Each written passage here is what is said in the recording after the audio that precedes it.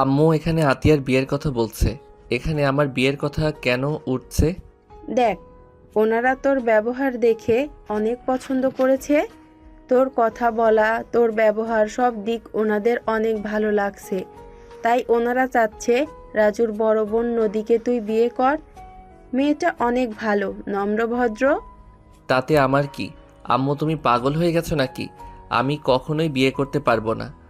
আর রাজু ভাইয়ার বড় বোন হইলে উনি তো আমারও বড় আপু হবে। চুপ কর। সুন্দর একটা লাইফ পেতে হলে সিনিয়র মেয়ে বিয়ে করলে কি সমস্যা? দেখ, এত বড় লোক ফ্যামিলি থেকে বিয়ের সম্বন্ধ এসেছে। আমি কিছুতেই এই বিয়ে ভাঙতে দিব না। তুই নিজের বোনের দিকে তাকিয়ে অন্তত বিয়েটা করতে রাজি হ। তুই কি চাস না তোর বোন ভালো থাক? আরে আজব, আম্মু বুঝতে কেন পারছো না? আমি নিজের পায়ে না দাঁড়ানো পর্যন্ত আমি বিয়ে করতে পারবো না। প্লিজ আম্মু, আমার উপরে জোর করে বিয়ে চাপিয়ে দিও না। ব্যাস, অনেক হয়েছে। আমি যা বলছি তুই তাই করবি। যদি না করস তাহলে আমার মরা মুখ দেখবি। ও, আমি মরলেই বা কি? আমি তো তোর আর নিজের আম্মু না। ওকে, করিস না বিয়ে। আয়নের আম্মু ইমোশনাল ব্ল্যাকমেল করতে লাগলো। আয়ন কোনো কথা না বলে নিজের রুমে চলে গেল। রেগে বিছানার চাদর টেনে ফেলে দিল, খাটের উপর বসে বলল, কিভাবে বোঝাবো আমি অন্য কাউকে ভালোবাসি? আমি তার জায়গা কাউকে দিতে পারবো না। আয়ন কথাগুলো বলে রাগে দুঃখে দেয়ালে এক ঘুষি মারল। হঠাৎ করে আয়নের বোন আতিয়া রুমে আসলো। হাসি মুখে আয়নের পাশে বসে আয়নকে জড়িয়ে ধরে বলল, ভাইয়া, তুমি নিশ্চয়ই আমার সুখের জন্য বিয়ে করতে চাচ্ছ, তাই না? ভাইয়া, আমার কথা ভেবো না। আম্মুর কথায় রাজি হওয়ার দরকার নেই। তোর কি রাজু ভাইকে পছন্দ হয়েছে? আতিয়ার মুখে লজ্জা ভাব দেখে আয়নের বুঝতে বাকি রইল না। আতিয়া আয়নের দিকে তাকিয়ে বলে, ওইসব বাদ দাও, বিয়েটা ভেঙে যাক গা। তুমি নিজের মনের বিরুদ্ধে গিয়ে কিছু করো না। তুই যা। আয়নের কথা শুনে আতিয়া চলে গেল। আয়ন ভাবতে লাগলো, ছি, নিজের কথা ভেবে বোনের মুখে হাসি কেড়ে নিবি? না আয়ান, এমন করা ঠিক হবে না। যারা তোকে এত আদর যত্ন করে বড় করলো তাদের মুখের হাসি কেড়ে নেওয়া একদম ঠিক হবে না। আয়ন বেশ কিছুক্ষণ ভেবে উঠে ওর আম্মুর রুমে গিয়ে বলল, আম্মু আমি দেখতে যাব ওনাকে। আয়নের কথা শুনে আয়নের আম্মু অনেক খুশি হয়ে বলে, আমার সোনা ছেলে, আমি জানতাম আমার ছেলে রাজি হবে। আচ্ছা শোন, আজকে বিয়েটা দিয়ে দিব। ওনাদের সাথে কথা বলে নে। আয়ন কিছু না বলে রুম থেকে বের হয়ে গেল। আয়ন রুমে বসে ফোনের ছবি দেখতে লাগলো। এক এক করে সব ছবি ডিলিট করতে লাগলো। চোখের কোণায় পানি জমে যেতে লাগলো। আয়ন নিজের চোখের পানি মুছে হেসে বলে, কার জন্য কান্না করিস? একদম কান্না করবি না। সেই তো তোকে কখনো ভালোই বাসে নাই। ভালোবাসলে সেই তোকে ছেড়ে অন্য কারো বউ হতে পারতো না। আয়ন কথাগুলো বলে নীরবে চোখের পানি ফেলতে লাগলো। কারোর পায়ের শব্দ পেয়ে আয়ন তাড়াতাড়ি করে চোখের পানি মুছে ফেলল। আয়নের আম্মু আয়নের কাছে এসে পাঞ্জাবি পায়জামা দিয়ে বলল, আয়ান, এটা পরে নে। আতিয়াকে ওইখানেই সাজানো হবে। আয়ন কিছু না বলে ওয়াশরুমে চলে গেল। পাঞ্জাবি পায়জামা পরে বের হইলে আতিয়া আয়নের আব্বু সিএনজিতে উঠে পড়ল। আয়ন ফোনের দিকে তাকিয়ে আছে। 40 মিনিট জার্নি করে একটা বাসের সামনে গাড়ি থামলো। আয়নের আম্মু নামতে বললে আয়ন নেমে পড়লো। সবার সাথে গেট দিয়ে ভিতরে ঢুকতেই আয়ন সামনের দিকে তাকাতেই দেখে বিশাল বড় বাড়ি। 4 জন দরজায় গিয়ে নক করতেই সাথে সাথে দরজা খুলে গেল। আয়নের আব্বু আম্মুর সাথে কুশল বিনিময় করলো। আয়ান আতিয়া সালাম দিল। ভিতরে ঢুকতেই সবার সাথে কৌশল বিনিময় করলো। কিছু মেয়ে এসে আতিয়াকে নিয়ে গেল। আয়নের আব্বু আম্মুকে বসতে বললে 3 জন বসে পড়ল। আয়ন নিচের দিকে তাকিয়ে আছে। রাজু এসে বলল, আয়ান, কেমন আছো? জি আলহামদুলিল্লাহ ভাইয়া, আপনি কেমন আছেন? এই তো আলহামদুলিল্লাহ। রাজু আয়নের পাশে বসে কথা বলতে লাগলো। অনেকক্ষণ পর কাজী সাহেব চলে আসলো। 10 মিনিট পর আয়ন সিঁড়ির দিকে তাকাতেই দেখে 2টা বউ ঘোমটা দিয়ে আসছে। কয়েকজন ছেলে মেয়ে হাসাহাসি করে নিচে নিয়ে আসছে। একজনকে রাজুর পাশে, আরেকজনকে আয়নের পাশে বসিয়ে দিল। কাজী বিয়ে পড়ানো শুরু করে দিল। রাজু আতিয়ার বিয়ে হয়ে গেল। আয়ন আর নদীর বিয়ে পড়ানো শুরু করলো। আয়নের বুকটা যেন ফেটে যাচ্ছে। আয়ন কবুল বলতে কেউ বলতে পারছে না। হঠাৎ পিছন থেকে কেউ বলে উঠল, কি ব্যাপার দুলো ভাই, এত লজ্জা পাই কেন? কবুল বলতে? কথা বলা ব্যক্তির সামনে আসলে আয়ন দাঁড়িয়ে গেল। রাইমা আয়নকে দেখে থমকে গেল। রাইমাকে দেখে রাজু বলে ওঠে, ভাবি, ভাইয়া কই? আপনাদের কখন থেকে SMS দিচ্ছি, কোনো সাড়া নাই। আব্বু তো অনেকবার কল দিয়েছে। আর বলবে না, গাড়িটা হঠাৎ নষ্ট হয়ে গিয়েছিল, সেটা ঠিক করতে দিয়ে আসলাম। কি ব্যাপার, কবুল বলা বাদ দিয়ে দাঁড়িয়ে গেলি কেন? আয়ন রাইমার স্বামীকে দেখে আয়নের রাগে শরীর জ্বলতে লাগলো। আয়ন রাগে একসাথে 3টা কবুল বলে দিল। রাইমা আয়নের প্রতিটা কবুল বুকে গেঁথে গেল যেন। আয়ন নদীর বিয়ে পড়ানো শেষ হলে আয়ন নিচের দিকে তাকিয়ে আছে। রাইমা আর 1 মিনিট ওখানে দাঁড়িয়ে না থেকে কাজ করতে শুরু করলো। আয়নের চোখের কোণায় পানি জমা হতে লাগলো। আয়নের ফোন বেজে উঠলে আয়ন ফোনটা বের করে দেখে রাকিব কল দিয়েছে। আয়ন বলল, এক্সকিউজ মি। আয়ন কথাটা বলে সোফা থেকে উঠে কিছুটা দূরে গিয়ে কল রিসিভ করলো। রাকিব আয়নকে বলল, আয়ান, তুই কোথায় রে? আমি একটু দূরে আছি। কি হয়েছে? রনি, ওরা ঝামেলা করছে। মার ধরে বসে আছোস কেন? রনির পিছনে তোর আম্মুর হাত আছে, তোকে নিয়ে যাওয়ার জন্য এমন কাজ শুরু করছে। আচ্ছা, পরে কথা বলছি। আয়ন কল কেটে দিল। আয়নকে নদীর কাজিনরা নিয়ে যেতে লাগলো। আয়ন ওদের সাথে যেতে লাগলো। আবার কলে আসলে আয়ন বলল, আপনারা যান, আমি আসছি। আয়ন কল রিসিভ করতেই যে পিছনে ঘুরতে দেখে আয়নের সৎ বাবা সবার সাথে কুশল বিনিময় করছে।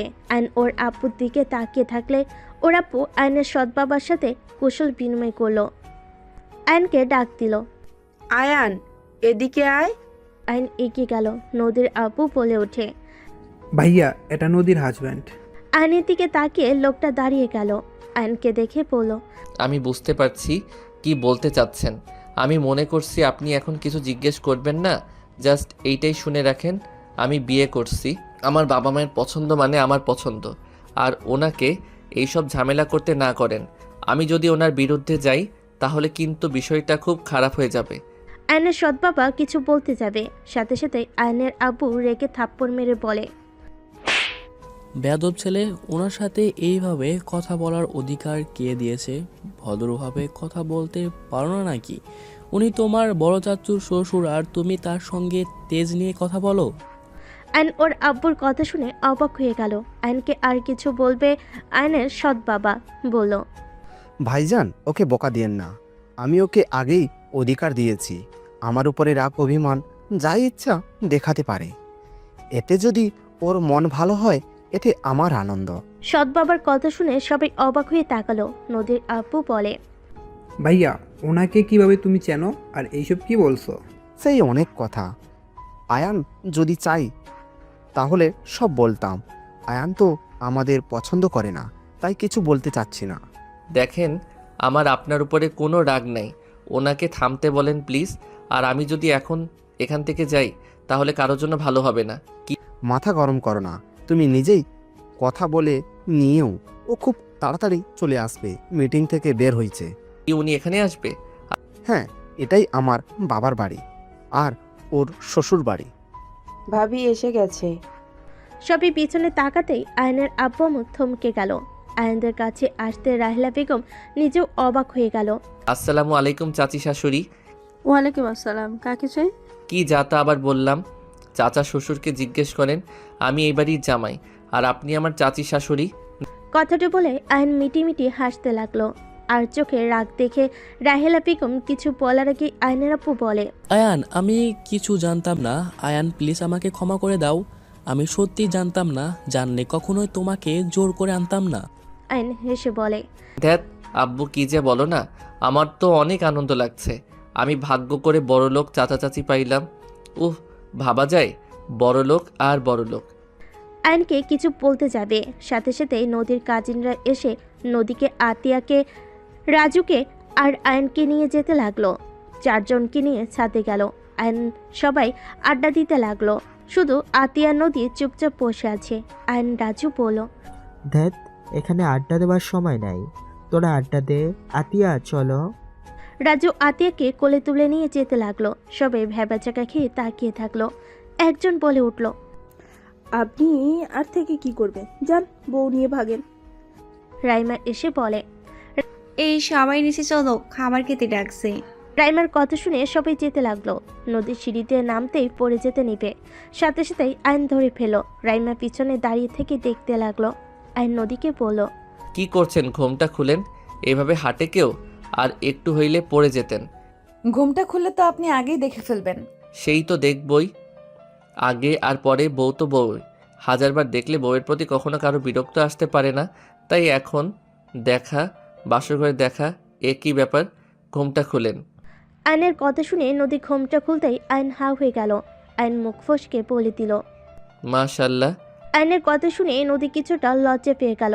রাইমা পিছন থেকে বলে, কি এখানে প্রেম করবেন নাকি? নিচে চলেন, বাসার ঘরে প্রেম করেন। রাইমার কথা শুনে নদী লজ্জা পেয়ে নিচে নামতে লাগলো। আইন নদীর পিছন পিছন যেতে লাগলো। নিচে গেলে সবার সাথে খেতে বসলো। রাজু আতিয়াকে খাওয়াই দিচ্ছে, আর আতিয়া রাজুকে খাওয়াই দিচ্ছে। এইটা দেখে আইন নিচের দিকে তাকাতেই আইনকে নদী খাওয়াই দিতে বলল। আইন নদীকে খাওয়াই দিতে লাগলো। রাইমা আর চোখে তাকিয়ে থাকলো। সবার খাওয়া দাওয়া শেষ হলে সবাই বাসর ঘরে গিয়ে বসলো। সবাই গল্প করতে লাগলো। আইন নদীর পাশে বসে থেকে গ্রুপে কথা বলতে লাগলো। আইনের কল আসলে আইন কল কেটে দিল। তাহলে আমরা যাই, ছেলে মেয়ে এখানে থাক, সকালে দুজনকেই পাঠিয়ে দিবেন। তা কী করে হয়, আপনাদের যেতে দিচ্ছি না। আপনারা থাকবেন, কত গল্প করা বাকি আছে। আগেই পালিয়ে গেলে হবে নাকি? কি যে বলেন না। বড়রা সবাই কথা বলতে লাগলো। কয়েকজন মিলে 4 জনকে নিয়ে চলে যেতে লাগলো। আইন নদীকে নদীর ঘরে নিয়ে বলে, এখন টাকা নিলাম না, যখন বড় করে অনুষ্ঠান হবে তখন না দিলে খবর আছে। নদী আইন হেসে দিল। সবাই চলে গেল। আইন নদীকে বলল, আপনি কি চুপচাপ থাকতে ভালোবাসেন নাকি? না মানে বুঝেছি, আপনি হাসলে অনেক সুন্দর লাগে। ধন্যবাদ। আচ্ছা, আপনি কোন ভার্সিটিতে পড়েন? আপনার চাচির ভার্সিটিতে তো। ও আচ্ছা, একটা কথা বলবো, আপনি চাচু আর বড় আম্মুকে দেখে রেগে গেলেন কেন? আমি দেখেছি বড় আম্মুর দিকে আপনি রাগী লুক নিয়ে তাকিয়েছিলেন। তেমন কিছু না, ওনার কিছু লোকজন আমাদের সাথে ঝামেলা করে, তাই রাগ হচ্ছিল। ও আচ্ছা, আর একটা কথা জিজ্ঞেস করব। জি করেন। আমাকে আপনার পছন্দ না, তাই না? হঠাৎ এই কথা কেন? আমি তো আপনার বয়সে বড়, আর আমার একবার বিয়ে হতে গিয়ে ভেঙে গিয়েছিল, তাই। হুম। বসেন, দাঁড়িয়ে থাকবেন নাকি? আইন খাটের উপরে বসলে নদী আয়নের পাশে বসলো। আইন নিচের দিকে তাকিয়ে আছে। নদীর সাহস নিয়ে আইনের হাতের উপর হাত রাখলে আইন চমকে গেল। আইন তাকাতে নদীর শরম পেয়ে হাত সরিয়ে নিল। আইন সাথে সাথেই হাত নিজের কাছে নিয়ে এসে বলে, যে হাত একবার ধরছেন সেই হাত এত সহজে ছেড়ে দিচ্ছেন? না মানে আপনি কি না কি ভাবেন তাই আর কি। কি ভাববো, বউ তো হাত ধরছে, অন্য কেউ তো আর না। আচ্ছা, আমি তো মধ্যবিত্ত ফ্যামিলির ছেলে, আমাকে বিয়ে করলেন, আমি আপনাকে আপনার মন মতো কিছু কিনে দেওয়ার সামর্থ্য আমার নাই। আমি স্টুডেন্ট, আমার সাথে কি সারা জীবন থাকতে পারবেন? আপনি আমার স্বামী, আপনি পড়াশোনা করছেন, করতে থাকেন। আর আমি একজন শিক্ষিত মেয়ে, আমি চাইলে যে কোনো জব নিতে পারবো। আর আমি আপনার থেকে টাকা পয়সা কিছু চাই না, আমি শুধু আপনার থেকে ভালোবাসা, সম্মান, আমাকে সময় দিলেই আমি খুশি। আমার টাকা পয়সা, দামি গিফটের দরকার নাই। সত্যি কি এসব হইলে চলে? অবশ্যই চলবে। আমি সব সময় চাই আমার স্বামী আমাকে বুঝবে, আমাকে ভালোবাসবে, আমাকে সম্মান করবে। সেই গরিব হোক, তাতে আমার সমস্যা নাই, একজন ভালো মনের মানুষ হলেই হবে। আমি তো ভালো মনের মানুষ না। তাই কোন মনের মানুষ? দেখবেন। জি। নদী আগ্রহ নিয়ে তাকালে আইন সাথে সাথে ঠোঁটে কিস করে দিলে। নদী হা হয়ে গেল, চোখগুলো ছানা বড়া হয়ে গেল। আইন ফিক করে হেসে বলে, মুখ চাপাতে কি সাহায্য করব নাকি? আয়ন আবার কিস করতে যাবে, সাথে সাথে নদী আয়নের মাথা পিছনে ধরে ঠোঁট নিজের দখলে নিয়ে নিল। আয়ন মিটি মিটি হাসতে লাগলো। নদী আয়নের মাথা বুকের সাথে চেপে ধরলো। চোখ বন্ধ করে আয়নের ঠোঁটের স্পর্শ অনুভব করতে লাগলো। আয়ন আস্তে আস্তে নদীর সাথে মিশে যেতে লাগলো। নদী আয়নের সাথে সুখের সাগরে ভেসে যেতে লাগলো। অনেকক্ষণ আদর করার পর আয়ন ক্লান্ত হয়ে নদীর বুকের উপর শুয়ে পড়ল। হঠাৎ করে মুখ তুলে নদীকে দেখে আয়ন লজ্জা পেয়ে গেল। নদী লজ্জায় আয়নের দিকে না তাকিয়ে অন্যদিকে তাকিয়ে আছে। আয়ন বলে উঠল, দূর, এত লজ্জা কেন পান? নিজে কি করছো? কি জানি, কেমন একটা শরম লাগছে। কথাটা বলে দুজন হেসে দিল। দুজন চুপচাপ শুয়ে থাকতে থাকতে ঘুমিয়ে গেল। সকালে নদীর ঘুম ভাঙলে লজ্জায় লাল হয়ে যেতে লাগলো। আয়নকে আস্তে আস্তে বালিশে শুয়ে দিয়ে শাড়ির শরীরের সাথে জড়িয়ে নিয়ে ওয়াশরুমে চলে গেল। গোসল করে বের হয়ে আয়নের জন্য কিছু শার্ট প্যান্ট অর্ডার দিয়ে ড্রেসিং টেবিলের সামনে গিয়ে চুল হেয়ার ড্রাই করতে লাগলো। আয়নের ঘুম ভেঙে গেল। আয়ন নদীর দিকে তাকিয়ে রাতের কথা মনে পড়লে আয়নের রাগ হতে লাগলো। আয়ন উঠে বসলো, পায়জামা পরে নিল। নদীর ফোনে কল আসলে নদী পিছনে ঘুরে তাকিয়ে দেখে আয়ন উঠে পড়েছে। উঠে পড়ছো? জি। আয়ন ফোনটা রিসিভ করে কাউকে বলো অপেক্ষা করতে। কল কেটে দিয়ে নদী বলল, তুমি গোসল করে নাও, আমি নিচ থেকে আসছি। আমি তো শার্ট প্যান্ট নিয়ে আসি নাই। তুমি গোসল করো, আমি নিয়ে আসছি। নদী রুম থেকে বের হয়ে গেল। আইন ওয়াশরুমে চলে গেল। নদী নিচে গিয়ে সদর দরজা খুলে অর্ডারগুলো রিসিভ করে নিল। রিসিভ করে বিল দিয়ে নদী দরজা লাগিয়ে দিল। নদীকে দেখে আয়নের আম্মু বলল, বৌমা আয়ান ওঠে নাই? উঠেছে। ওকে একটু তাড়াতাড়ি নিচে আসতে বলো তো, বাসায় যেতে হবে। আপনারা থাকবেন না? না মা, বাড়িতে অনেক কাজ আছে। আর কয়েকদিন থেকে যান না। অন্য এক সময় এসে অনেক দিন থাকবো। আচ্ছা, আয়ানকে এগুলো দিয়ে আসি। নদী দৌড়ে যেতে লাগলো। রুমে গিয়ে দেখে আইন তোয়ালে পরে বের হতেই নদী লজ্জায় ঘুরে দাঁড়িয়ে পড়ল। এখানে দেখো, শার্ট প্যান্ট টি শার্ট আছে। আইন হাতে নিয়ে অবাক হয়ে বলে, এইটা কোথায় পাইলেন? কার এইগুলা? তোমার জন্য নিয়েছি, অনলাইনে অর্ডার দিয়েছিলাম। দেখো লাগে নাকি। আইন শার্ট পরে নিল। প্যান্ট পরতে গিয়ে দেখে ঢিলা, মাঝে দিক খুলে যায়। আইন নদীকে বলল, এইদিকে তাকান। বাহ, শার্ট পারফেক্ট আছে। প্যান্ট কি হয়েছে? কোমরে থাকতে চাচ্ছে না। ওয়েট, ব্যান্ড দেই। আরে কোমরের মাপ তো জানি না, মন যেইটাই বলল ওইটাই নিয়ে এসেছি। নদী আলমারি থেকে বেল্ট বের করে দিলে আইন ভুরুকুচকে তাকিয়ে বলে, এইগুলো কার? আমার। কি আপনিও পরেন? আগে পড়তাম, এখন পড়ি না। ও আচ্ছা। আইন বেল্ট পরে নিল। নদী আইনকে বলল, তোমার আম্মু তোমাকে তাড়াতাড়ি নিচে যেতে বলেছে। ও আচ্ছা। আইন নদী দুজন নিচে নামতে লাগলো। নদী আইনকে দেখে সবাই বলতে লাগলো। মাশাআল্লাহ, দুজনকে অনেক সুন্দর লাগছে। রাহিলা বেগমের কথা শুনে রাইমা ওদের দুজনের দিকে তাকালো। আইন রাইমার দিকে চোখ গেলে রাইমা চোখ নামিয়ে নিল। আইন ওর আম্মুকে বলল, আম্মু বাসায় যাবে কখন? যাব। কি ব্যাপার আয়ান, তোমার কি এখনো ভালো লাগছে না? জি ভালো লাগছে, বাট আঙ্কেল বাসায় কাজ আছে তো, এই জন্য তাড়াতাড়ি যেতে চাচ্ছি। কেউ কিছু বলার আগে রাকিবের কল আসলে কল রিসিভ করতে রাকিব বলে ওঠে, কিরে, ভার্সিটিতে আসছিস না কেন? আরে ভাই আমি বাড়ি নাই, আমার যেতে তাও 1 ঘন্টার মতো সময় লাগবে। এত সময় কেন? শালা তুই কই রে? আকাশে। ডানা কেটে দিলে নিচে পড়বি। স্পর্শ করতে পারলে আয়। ধুর, তাড়াতাড়ি আয়। ওকে। আইন কল কেটে দিলে রাহেনা বেগম বলে, তোমাদের ক্লাব তো ঠিক করে দেওয়া হচ্ছে, এত তাড়া কেন? অনেক কাজ আছে, আপনাকে ধ্বংস করার প্ল্যান করা লাগবে তো। আইনের কথা শুনে সবাই অবাক হয়ে গেল। রাহেলা বেগম হাসতে লাগলো। আইনের আপু রেগে বলে, আয়ান এসব কি ধরনের কথা বলছো? আয়ান তুই কিন্তু খুব বেদব শুরু করেছিস।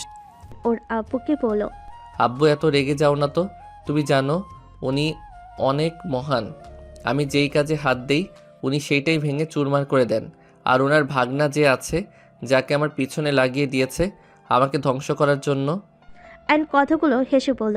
আইনের আপু অবাক হয়ে বলে, কি আপনি আয়ানদের ক্লাব ভেঙে দিয়েছেন? আপনি সেই? আমরা ভুল ভেবেছিলাম, আর আমি জানতাম না ওইটা আয়ানদের। আমাকে ভুল ইনফরমেশন দেওয়া হয়েছিল। ওরা বলা হয়েছিল ওখানে অপকর্ম করা হয়, আর ওদের ফুড খেয়ে মানুষজন অসুস্থ হয়ে গেছে, তাই এসব করা হয়েছিল।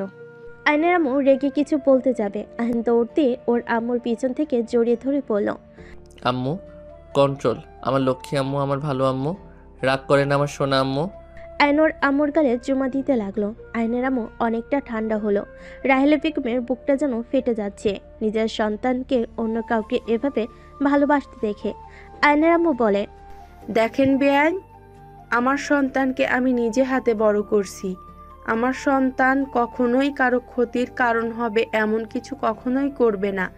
কোনো কিছু খোঁজ খবর না নিয়ে সব ভেঙে দিলেন, এটা আপনি মোটেও ঠিক করেন নাই। আগে খোঁজ খবর নিবেন, তারপর ভেঙে দিতে আসবেন। আপনি যদি আমার ছেলের পেছনে লাগে, আমি আর কিছু বলবে, সাথে সাথে আয়ন ওর আম্মুকে বলল, আম্মু একটু হেসে কথা বলো না। দূর, ওনার সাথে কি নিয়ে যে কথা বলো না। আন্টি সরি, আমার আম্মু আমার আদরে 2 ভাই বোনের বিরুদ্ধে কেউ গেলে তাকে ছেড়ে কথা বলে না। দুঃখিত। বিয়াইন রেগে যাবেন না, দয়া করে আমার ভাবিকে যেমন ভাবছেন উনি এতটাও খারাপ না। উনি মনের দিক থেকে অনেক ভালো, উপরে শুধু রাগী মনে হয়। যাই হোক, এইসব বাদ দেন, সবাই আসেন, খাবার খেয়ে নেন। ক্ষুধা নাই, কিছু মনে করবেন না। আতিয়া রেডি হয়ে নে। আয়নোর আম্মুর রাগ ভাঙানোর জন্য কোলে তুলে নিয়ে বলতে লাগলো। ওরে ওরে, আমার মেয়েটা কত রাগ করছে। আয়নের কাণ্ড দেখে সবাই হাঁ করে তাকিয়ে আছে। আয়নের আম্মু ফিক করে হেসে বলে, ফাজিল, নামা বলছি, মার খাবি কিন্তু। আমি ফাজিল না তো তোমার আব্বু হয়? রাগ করে না আম্মুটা, ওলে ওলে বাচ্চা মেয়েটা রাগ করছে। আয়নের কথা শুনে সবাই হাসতে লাগলো, শুধু রাহিলা বেগম বাদে। আয়নের আম্মু কান ধরে হাসতে লাগলো। রাহিলা মুখ ফসকে হাসতে হাসতে বলে দিল, আয়ান, তুমি আগের মতোই দুষ্ট এখনো আসো, একটু পাল্টাও নাই, ফাজিল একটা। এক নিমিষেই আয়নের হাসি মুখ থেকে উড়ে গেল। রাইমা হাসি মুখ মলিন হয়ে গেল। নদী অবাক হয়ে বলে, কি ব্যাপার, তুমি আয়ানকে চেনো নাকি আগে থেকে? ভাবিদের সাথে একবারে ট্যুরে গেছিলাম, সেই থেকে একটু একটু চিনি। আগে তো বলো নাই। মনে ছিল না, কেবল মনে পড়লো। আমারও খেয়াল ছিল না, কেমন আয়ানের এমন কাণ্ড দেখে মনে পড়লো যে এমন কেউ করতো। ও, সবাই টুকটাক কথা বলে খাবার খেতে চলে গেল। আয়ন নদীকে খাওয়াই দিতে লাগলো। নদী আয়নের দিকে অবাক দৃষ্টিতে তাকিয়ে আছে। আয়ন বলল, কি ব্যাপার, এভাবে তাকিয়ে আছেন কেন? না কিছু না। নদী আয়নের হাতে খেতে লাগলো। সবাই খাওয়া দাওয়া করে শেষ হলে কিছুক্ষণ বসে কথা বলে সবার থেকে বিদায় নিয়ে আয়ন বের হতে যাবে। আবার পিছনে ঘুরে নদীর কাছে আসলে সবাই মিটি মিটি হাসে। নদীর এক কাজিন বলে, ফাজিল, চুপ করো, কিছু হয়েছে কি? আপনার ফোনটা দেন। নদী ফোন দিলে আয়ন নাম্বার দিয়ে বলল, এইটা আমার নাম্বার। ওকে বাই, সবাই ভালো থাকবেন, আল্লাহ হাফেজ, আসসালামু আলাইকুম। আয়ন কথা বলে চলে যেতে নিল। নদী আয়নে চলে যাওয়ার দিকে তাকিয়ে থেকে দেখতে লাগলো। উনি তোমার আম্মু ছিল, তাই না? আমার আম্মু আছে, উনি কেন হবে? চুপ কর পিচ্ছি। আতিয়া আর কিছু বলল না। আয়নের আব্বু বলে, তুই আগে থেকে জানতি তাই না? তোর আম্মুর সাথে দেখা হয় আগে কেন বলস নাই? আমি যে ভার্সিটিতে পড়ি ওটা ওনাদের। আর প্রথমে আমি জানতাম না, যখন ক্লাব ভেঙে ক্যান্টিন ভেঙে দেয় সেই দিন ওনার সাথে দেখা করতে গিয়ে দেখি উনি। আর উনি আমাকে তো চেনে নাই, আমিও পরিচয় দেই নাই। আমার ব্যাপারে খোঁজ খবর নিতে গিয়ে জানে, সেই থেকে আমার পিছনে লাগছে তার কাছে নিয়ে যাওয়ার জন্য। আমাদের ছেড়ে ওনার কাছে চলে যাবি আয়ান? কখনোই না। আমার রক্তে মধ্যবিত্ত ফ্যামিলির রক্ত, বড়লোক বাবার মেয়ের কাছে যাও কোনো ইচ্ছা আমার নাই। আয়নের আব্বু বলে, চলে যেতে পারিস তোর আম্মুর কাছে। তোর নতুন আব্বুটা অনেক ভালো, তোমাকে দেখালাম অনেক ভালোবাসে। লোকটা অনেক ভালো। লোকটার কথা ভাবি, ওনার ভাগ্য কত খারাপ যে ওনার মতো বউ পাইছে। বদমেজাজি একটা মহিলা। আয়নের কথা শুনে বলে, এভাবে বলিস না, তোর আম্মু আসলে অনেক ভালো। তুই তোর আম্মুর মতো হয়েছোস, নিজেদের রাগ কন্ট্রোল করতে পারোস। রাহেলার রাগটা বেশি, বাট ও মনের দিক দিয়ে ভালো। তাহলে তোমাকে ডিভোর্স দিল কেন? আয়নের কথা শুনে সবাই চুপ হয়ে গেল। ওর আম্মুর থাকতেও দেখে নাই ওর আম্মু ওর মাথা নষ্ট করত, উল্টাপাল্টা বুঝার সংসারের অশান্তি শুরু করে দিত।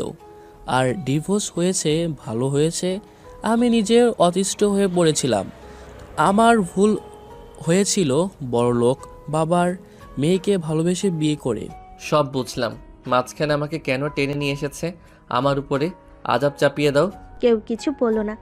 আয়ন আর কিছু না বলে ভার্সিটির সামনে নেমে পড়ল। আয়ন ভার্সিটিতে ঢুকে সোজা ক্যান্টিনে চলে গেল। রাকিব আয়নকে ইশারা করলে আয়ন চলে গেল। সবার সাথে বসে আড্ডা দিতে লাগলো। হঠাৎ করে বাহিরে চিল্লাপাল্লার শব্দ শুনে সবাই দৌড়ে বাহিরে গেল। আয়ন সবার ভিড় ঠেলে ভিতরে ঢুকতেই অবাক হয়ে গেল। আয়ন দৌড়ে গিয়ে রনিকে লাথি দিয়ে রূপাকে তুলে আয়ন নিজের শার্ট খুলে পরিয়ে দিল। রনি রেগে উঠে এসে আয়নকে লাথি দিতেই আয়ন রনির পায়ে শট মেরে দিল। রনি রেগে বলে উঠল, দেখ আয়ান, আমাদের মাঝে আসিস না, এখান থেকে চলে যা। তুই এতগুলো স্টুডেন্ট সামনে আমার বোনের শরীরে হাত দিবি আর আমি তাকিয়ে তাকিয়ে দেখব? হ্যাঁ হ্যাঁ, বোনকে বোন রে, কাকে বোন বলস? তুই জানোস তোদের ক্যান্টিন ভাঙ্গার কারণ রূপা ছিল। তাতে তোর কি সমস্যা? তুই এখন থেকে যা, না হলে তোকে হসপিটালে ভর্তি করে দিব। আয়ান, ওর সাথে ঝামেলা করিস না তো। ওই রূপা আপু আমাদের কম ক্ষতি করে নাই, ওর জন্য কেন তুই ঝামেলা করছিস? বললাম না উনি আমার বোন, আমার বোনের সম্মানে কেউ হাত দিবে? আমি তাকে ছেড়ে দিব ভাবলি কিভাবে? আয়নের কথা শুনে রূপা অবাক হয়ে তাকিয়ে আছে। রনি আবার হাত দিতে যাবে, আয়ন রনির হাত ধরে মোচড় দিয়ে ধরল। রনির বন্ধুরা মারতে আসলে আয়নের বন্ধুরাও ওদের সাথে মারামারি করতে লাগলো। রনির বন্ধুদের মেরে ফেলে দিল। কিছু স্টুডেন্ট শিক্ষকদের ডেকে নিয়ে আসলে শিক্ষকরা আয়ন ওর বন্ধুদের প্রধান শিক্ষকের কাছে নিয়ে গেল। রনিদের হসপিটালে পাঠিয়ে দিল। প্রধান শিক্ষক রেগে আয়নকে মারতে গেলে আয়ন বলে, স্যার ওদের ছেড়ে দেন, আমি মারামারি করছি, ওরা কিছু করে নাই, প্লিজ ওদের গায়ে হাত তুলবেন না। আয়ান, মিথ্যা কেন বলিস? স্যার আমাদেরও মারেন, আমরা মারামারি করছি। আয়ন রাকিবের কথা শুনে প্রধান শিক্ষক রেগে বলে, আসলে দোস্ত বন্ধুদের না, তুই সব নষ্টের মূল। তোর সাহস কী করে হলো ম্যামের ভাতিজিকে মারার? আমার ইচ্ছে হয়েছে, মেরেছি। প্রধান শিক্ষক বেত দিয়ে আয়নকে মারতে লাগলো। ওর বন্ধুরা বাধা দিতে চাইলে শিক্ষক ওদের কোনো কথা শুনলো না। আয়ন ওদের ধাক্কা দিয়ে বের করে দিয়ে দরজা লাগিয়ে দিয়ে বলল, মারেন, এখন কেউ ডিস্টার্ব করবে না। শিক্ষক রেগে আয়নে গালে থাপ্পড় মেরে বলে। নিজেকে হিরো ভাবস নাকি? আয়ন ঠোঁটের রক্ত মুছতে মুছতে বলে, মোটেও না স্যার, আপনাদের দেখলে হাসি পায়। আপনাদের মারে আমার কিছু যায় আসে না। আপনারা হইলেন টাকার গোলাম, কখনোই দেখেন না কোনটা সঠিক কোনটা অন্যায়। তাদের ভুল কখনোই চোখে পড়ে না। যাদের টাকা পয়সা আছে, আমাদের মতো মধ্যবিত্তরা অন্যায় না করলেও দোষী। আয়নের কথা শুনে প্রধান শিক্ষক আয়নকে বলে, জাস্ট শাট আপ, বের হয়ে যাও এখান থেকে। আয়ন হেসে বের হয়ে গেল। রাকিব আর বন্ধুরা এসে আয়নকে জড়িয়ে ধরে আয়ন বলল, ব্যথা দিচ্ছি কেন, ছাড়। এই টাগলার একটা ব্যবস্থা করতে হবে। টাগলা কখনোই রনির ভুল চোখে পড়ে না। বাদ দে সব টাকার খেলা। তোর সারা শরীরে বেতের দাগ ফুটে উঠেছে। আন্টি যদি এইসব দেখে তোকে তো ভার্সিটিতে আসতে দিবে না। কি যে করব বুঝতে পারছি না। রাকিব কিছু বলবে তার আগে পিছন থেকে রূপা এসে আয়নকে জড়িয়ে ধরে কান্না করতে লাগলো। রাকিব রেগে রূপাকে বলল, ন্যাকামে, আমার ফ্রেন্ডকে মার খাওয়া এখন এসেছে ন্যাকামি করতে।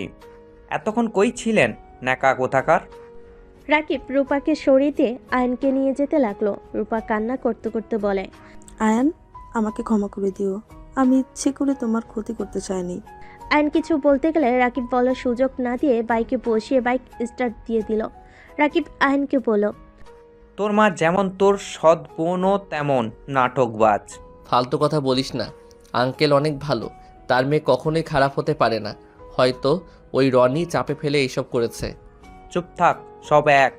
আয়নের ফোন বেজে উঠলে আয়ন কলটা রিসিভ করে বলল, আসসালামু আলাইকুম, কে? ওয়ালাইকুম সালাম, তোমার বউ। ও সরি, কেমন আছেন? আলহামদুলিল্লাহ, তুমি? আলহামদুলিল্লাহ। কি করেন? শুয়ে আছি, তুমি কি করো? ও রাস্তায় আছি ফ্রেন্ডের সাথে। আচ্ছা, বাসায় গেলে একবারও কল দিয়ে জানালেও না। সরি, আসলে খেয়াল ছিল না। এখন বউকে ভুলে যাচ্ছ? আরে না, কি যে বলেন না। কি রে হালা, এত ন্যাকামি করে কার সাথে কথা বলিস? গার্লফ্রেন্ডের সাথে। আয়নের কথা শুনে সাথে সাথে রাকিব বাইক থামিয়ে বলে, কি, তুই প্রেম করিস? কবে থেকে? কোন মাসে? কোন সাল থেকে? কয়েকদিন ধরে চলছে? জন্মের আগে থেকে এখন গাড়ি চালা, এত অবাক হওয়ার কিছুই নাই। আসলে গার্লফ্রেন্ড নাকি অন্য কিছু? গার্লফ্রেন্ড। আপনি একটু আমার বন্ধুর সাথে কথা বলেন তো। আয়নের কথা শুনে নদী হাসতে লাগলো। রাকিবের কাছে দিলে রাকিব বলল, আসসালামু আলাইকুম। ওয়ালাইকুম সালাম, কেমন আছেন? ভালো, আপনি ভালো আছেন? জি। এই ভাই, এটা তো সত্যি মেয়ে। আমি তোকে কি মিথ্যা বলছি নাকি? আচ্ছা, আপনি কি সত্যি ওর গার্লফ্রেন্ড? হ্যাঁ। আমার বিশ্বাস হচ্ছে না। আয়ান তো প্রেম করতে কত বলছি, যত মেয়ের সাথে প্রেম করতে বলছি সবাইকে তো বোন বানিয়েছে। আমার না বিশ্বাস হচ্ছে না। নদী হাসতে লাগলো। নদী বলে, আরে সত্য, আমি আপনার বন্ধুর গার্লফ্রেন্ড, আপনাদের ভাবি হই। সত্যি হইলে ভালো, তা ভাবি দেখা করতে কবে আসবেন? আপনার বন্ধু যেদিন চাইবে সেদিন যাব। ওর কথা রাখেন, ওই হালা কখনোই বলবে না। আপনি আগামীকাল চলে আসেন, আমরা একটু আমাদের ভাবিকে দেখব। ওকে, আপনাদের ভার্সিটিতে আসবো, বাট আপনার বন্ধুকে বলবেন না, সারপ্রাইজ দিব। ওকে, আচ্ছা কথা বলেন ওর সাথে। আয়নের কাছে দিলে আয়ন নদীর সাথে কথা বলতে লাগলো। আয়ন বাসার সামনে নামিয়ে দিলে আয়ন নদীকে বলল, আচ্ছা রুমে ঢুকে কথা বলি, আম্মু দেখলে বকা খাম্মু। কেন? ভার্সিটিতে ঝামেলা করছি। এত ঝামেলা কি নিয়ে লাগে? পরে বলি। আয়ন লুকিয়ে বাসার ভেতর ঢুকলো। আয়নের আম্মু মেশিনে কাজ করছে। আয়নের দিকে চোখ দিলে আয়ন বলল, কি রে, তোর শরীরে শার্ট কই আর লাল দাগ কেন রে? আসলে আম্মু অ্যালার্জি উঠেছে, তাই শার্ট খুলে ফেলছি। তাড়াতাড়ি মেডিসিন খেয়ে নে যা। আচ্ছা। আয়ন দৌড়ে রুমের ভিতরে ঢুকে দীর্ঘ নিঃশ্বাস ফেলে বলল, বেঁচে গেছি। মিথ্যা কেন বললে? দেখি ভিডিও কলে আসো তো। ও আরে তেমন কিছু না, আর সত্যি বললে আমাকে ভার্সিটিতে যেতে দিত না, তাই মাঝে মাঝে মিথ্যা বলতে হয়। আচ্ছা থাকেন, আমি গোসল করে পরে আপনাকে কল দেই। ওকে। আয়ন কল কেটে দিয়ে ওয়াশরুমে চলে গেল। গোসল করে টি শার্ট প্যান্ট পরে নিল। খাটে শুয়ে নদীকে কল দিল। নদী কল কেটে ভিডিও কল দিল। আয়ন রিসিভ করতে নদীকে দেখে আয়ন বলল, মাশাল্লাহ, আপনি এত মিষ্টি কেন? আমাকে খালি পাম দাও কেন বলো তো? আরে না, সত্যি বলছি, আমি কাউকে পাম দেই না। ভাইয়া, তোর খাবার। রেখে যা। এই ওয়েট, তুই আজ কলেজে যাস নাই? শরীরটা বেশি ভালো না, তাই যাই নাই। খাবার খাইছস? তুই খা। আতিয়া চলে গেল। আয়ন সামনে ফোন রেখে বলল, আসো খাওয়াই দেই। ওকে, হা করছি। আয়ন নদীর সাথে দুষ্টামি করতে করতে খাবার খেতে লাগলো। খাওয়া শেষ হলে আয়নের ফোনে কল আসলো। নদীকে বলল, আচ্ছা পরে কথা বলি, তোমার চাচি কল দিচ্ছে। আয়ন কল কেটে দিয়ে কল রিসিভ করলো। রাহিলা বেগম রেগে বলে ওঠে, আয়ান, তুমি আমার ভাতিজাকে মেরে হসপিটালে ভর্তি করছো? তোমাকে কতবার বলবো ঝামেলা না করতে, বারবার কেন করছো? তোমাদের সব তো ঠিকঠাক করে দেওয়া হয়েছে, তারপর কেন ওকে কেন মারলে? আমার ইচ্ছে হয়েছে মারছি, আবার ইচ্ছে হইলে আবারও মারবো। আমার ভাই, আমার বাবা তোমাকে খুঁজে পেলে কি করবে তোমার ধারণা আছে? আমি আমার আল্লাহকে ছাড়া কাউকে ভয় পাই না, সো ওইসব ভয় আমাকে দেখাবেন না। যাই হোক, নামাজ পড়তে যাব, বাই। আয়ান কল কেটে দিয়ে ওয়াশরুমে গিয়ে অজু করে বের হয়ে গেল। মসজিদে গিয়ে নামাজ পড়ে বের হতেই আয়ন দেখে রনির আব্বু আর নানু দাঁড়িয়ে কারোর খোঁজ করছে। আয়ন ওদের সামনে দিয়ে যেতে রনির নানু সাথে সাথে কলার ধরে আয়নের মুখে খুশি মালো। আয়ন মুচকি হাসি দিয়ে বলে, আর বড়লোক মানুষ এখানে গরিবের শরীরে হাত দিচ্ছে, ছি ছি, হাত তো নোংরা হয়ে গেল। বেয়াদব, তোর এত বড় সাহস আমার নাতিকে মেরে হসপিটালে পাঠাস? তোকে বুঝিয়ে দিব কার নাতির গায়ে হাত দিয়েছিস। অফিসার, ওকে ধরেন। আয়নকে পুলিশ ধরলে আয়ন হাসতে হাসতে বলে, এই পুলিশে ধরে দেওয়া ছাড়া কিছু পারেন? এইসব করে আমাকে ভয় দেখাতে পারবেন না। আপনার নাতি ভবিষ্যতে আরও মার খাবে যদি নিজের চরিত্র ভালো না করতে পারে। চুপ, তোর থেকে আমার নাতির চরিত্র সম্পর্কে জানতে হবে না কে? আয়ন কিছু বলবে তার আগে আত্মীয়া পিছন থেকে বলে ওঠে, ভাইয়া। আতিয়া, তুই এখানে কি করস? আঙ্কেল, আপনি আমার ভাইয়াকে ধরেছেন কেন? ছাড়েন বলছি। আতিয়া, তুই এখান থেকে যা। আমি তোমাকে না নিয়ে যাব না। অফিসার, নিয়ে চলেন। আয়নকে টেনে নিয়ে যেতে নিলে আতিয়া আয়নের হাত ধরে বলে, আমি আমার ভাইয়াকে যেতে দিব না। আমার ভাইয়া কি করেছে যে আপনি ভাইয়াকে তুলে নিয়ে যাচ্ছেন? আতিয়া, তুই বাসায় যা, বোন আমার কোনো কিছু করতে পারবি না। ভাইয়া, ইনি তোমার নানু না? উনি তো রাহেল আন্টির বাবা। আমি ওনাকে খবরের কাগজে দেখেছিলাম। তুই যা তো বোন। আতিয়ার কথা শুনে নানু কিছুটা অবাক হয়ে গেল। আতিয়াকে কিছু বলবে তার আগেই আয়ন বলে, আল্লাহর কসম আতিয়া, তুই এখন থেকে চলে যা, না হলে আমি কিন্তু নিজের ক্ষতি করব। আয়ন পুলিশের গাড়িতে উঠে চলে গেল। আতিয়া কান্না করতে করতে চলে গেল। আতিয়া রেগে আয়নের নানুর দিকে বালু ছুঁড়ে মেরে বলল, আপনিও খারাপ, আপনার মেয়েও খারাপ। আপনারা আমার ভাইয়ার সাথে সবসময় ঝামেলা করেন। রনির আপু কিছু বলবে তার আগে আয়নের নানু থামিয়ে দিল। আতিয়া কান্না করতে করতে বাড়িতে চলে গেল। আতিয়াকে কান্না করতে দেখে আয়নের আম্মুর বুকটা ঢুক করে উঠল। আয়নের আম্মু বলল, আতিয়া, কান্না করছিস কেন? কি হয়েছে? আম্মু, ভাইয়াকে পুলিশ ধরে নিয়ে গেছে। কি? কিন্তু কেন? ভাইয়ার নানু পুলিশে দিয়েছে। আতিয়ার কথা শুনে আয়নের আম্মুর রাগ হতে লাগলো। আয়নের আম্মু আয়নের আব্বুকে কল দিল। এদিকে আয়নকে থানায় নিয়ে গিয়ে মারধর করতে লাগলো। আয়ন প্রতিটা মার হজম করতে করতে বলল, ওই চৌধুরী আমার উপরে অত্যাচার করলে ভাবিস আমি ভয় চুপ হয়ে যাব? আমি তোদের ধ্বংস করে দিব। তোদের এত অহংকার আমি ভেঙে দিব। ঘুষখোর কোথাকার। এত মার খাওয়ার পর তো দেখি তেজ কমে না। ঘুষখোর বলছি তো, আমাকে মেরে ফেললেও আমার এমন তেজ থাকবেই। আমার যদি কিছু হয় তোদের আমি শান্তিতে থাকতে দিব না। আয়নকে আরও মারতে যাবে, তখনই রূপা এসে বলে, অফিসার, ওর গায়ে আর একটাও হাত তুলবেন না। আয়ন সামনের দিকে তাকাতে দেখে রূপার রাহেলা বেগম নদী এসেছে। আয়ন রাহেলা বেগমকে বলে, আরে ম্যাম, আপনার আশা বাকি ছিল। আর অফিসার থামলেন কেন? মারেন, ঘুষখোরদের আত্মা শান্তি করেন।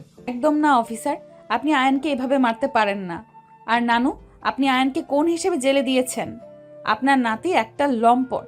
রূপাকে পুরো ক্যাম্পাসে স্টুডেন্টদের সামনে ওর ওড়না টেনে ওর জামা পর্যন্ত ছিঁড়ে দিয়ে ওর সাথে খারাপ কাজ করতে নিয়েছিল। কি বলছো? হ্যাঁ নানু, রনি আমার সাথে অমন করেছে।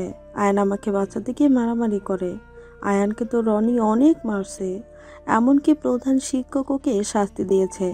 আবার আপনারা দুইজন মিলে ওকে জেলে নিয়ে টর্চার করছেন। আপনি আর আম্মু কখনো কোনো কিছু না শুনে নাতি যা বলে তাই শুনে লাফান।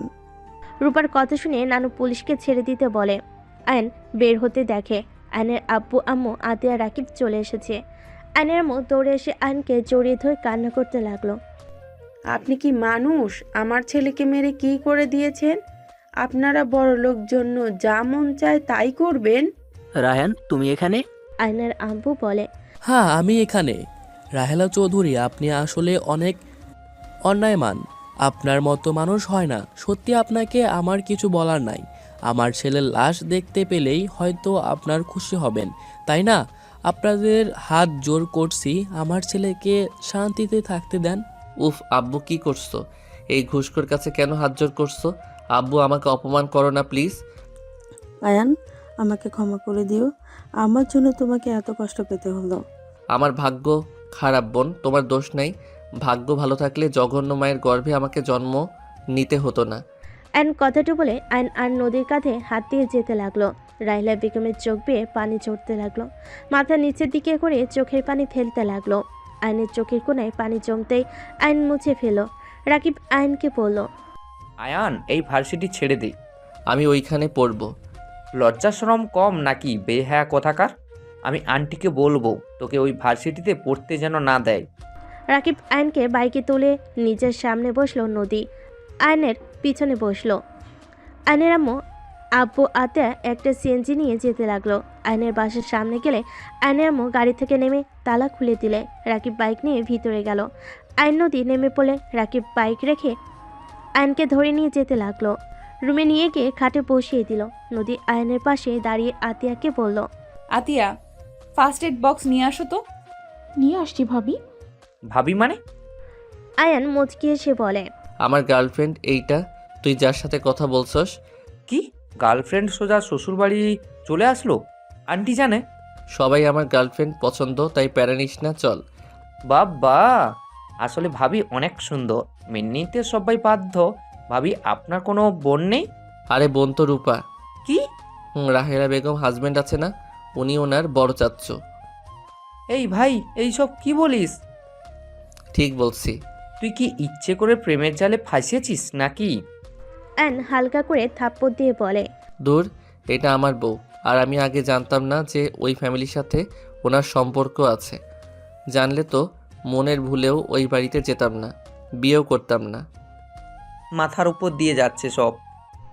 আদা ফার্স্ট এইড বক্স নিয়ে আসলে নদী হাতে নিয়ে আয়নার শার্ট খুলতে লাগলো। আয়নার সারা শরীর লাল হয়ে গেছে। নদীর চোখ দিয়ে পানি পড়তে লাগলো। আর নদীর দিকে তাকিয়ে পড়ল। আরে কান্না কেন করছেন? তুমি এমন কেন? হ্যাঁ, সত্যিটা সবাইকে কেন বলো নাই? এত মার খাওয়ার পরও কিভাবে হাসো? হ্যাঁ, সত্য কাদের বলবো? ওই চৌধুরী ফ্যামিলিকে। ওরা কখনোই কোনো কিছু সত্যি বিশ্বাস করে না। নাতি মিথ্যা বলে, ওইটাই সত্যি। তাই তাদের বলার কোনো প্রয়োজন ছিল না। নদী কিছু বলবে তার আগে আয়নের আম্মু রুমে ঢুকে পড়ল। অনেক তোর কথা শুনেছি, তোর আব্বু ওর বন্ধুর সাথে কথা বলছে 3 দিন পর তোর আব্বুর সাথে অন্য ভার্সিটিতে ভর্তি হবি। আম্মু, আমি ওইখান থেকে অন্য কোনো ভার্সিটিতে যাব না। আমি কোনো কথা শুনতে চাই না। তুই অন্য জায়গায় ভর্তি হবি মানে হবি। আর তোর আব্বু কান্না করছে। আয়ান প্লিজ, আর ওই মানুষটাকে কষ্ট দিস না। আম্মু, আমি যদি ওই ভার্সিটি থেকে বের হয়ে যাই ওরা ভাববে আমি ওদের ভয়ে অন্য জায়গায় ভর্তি হয়েছি।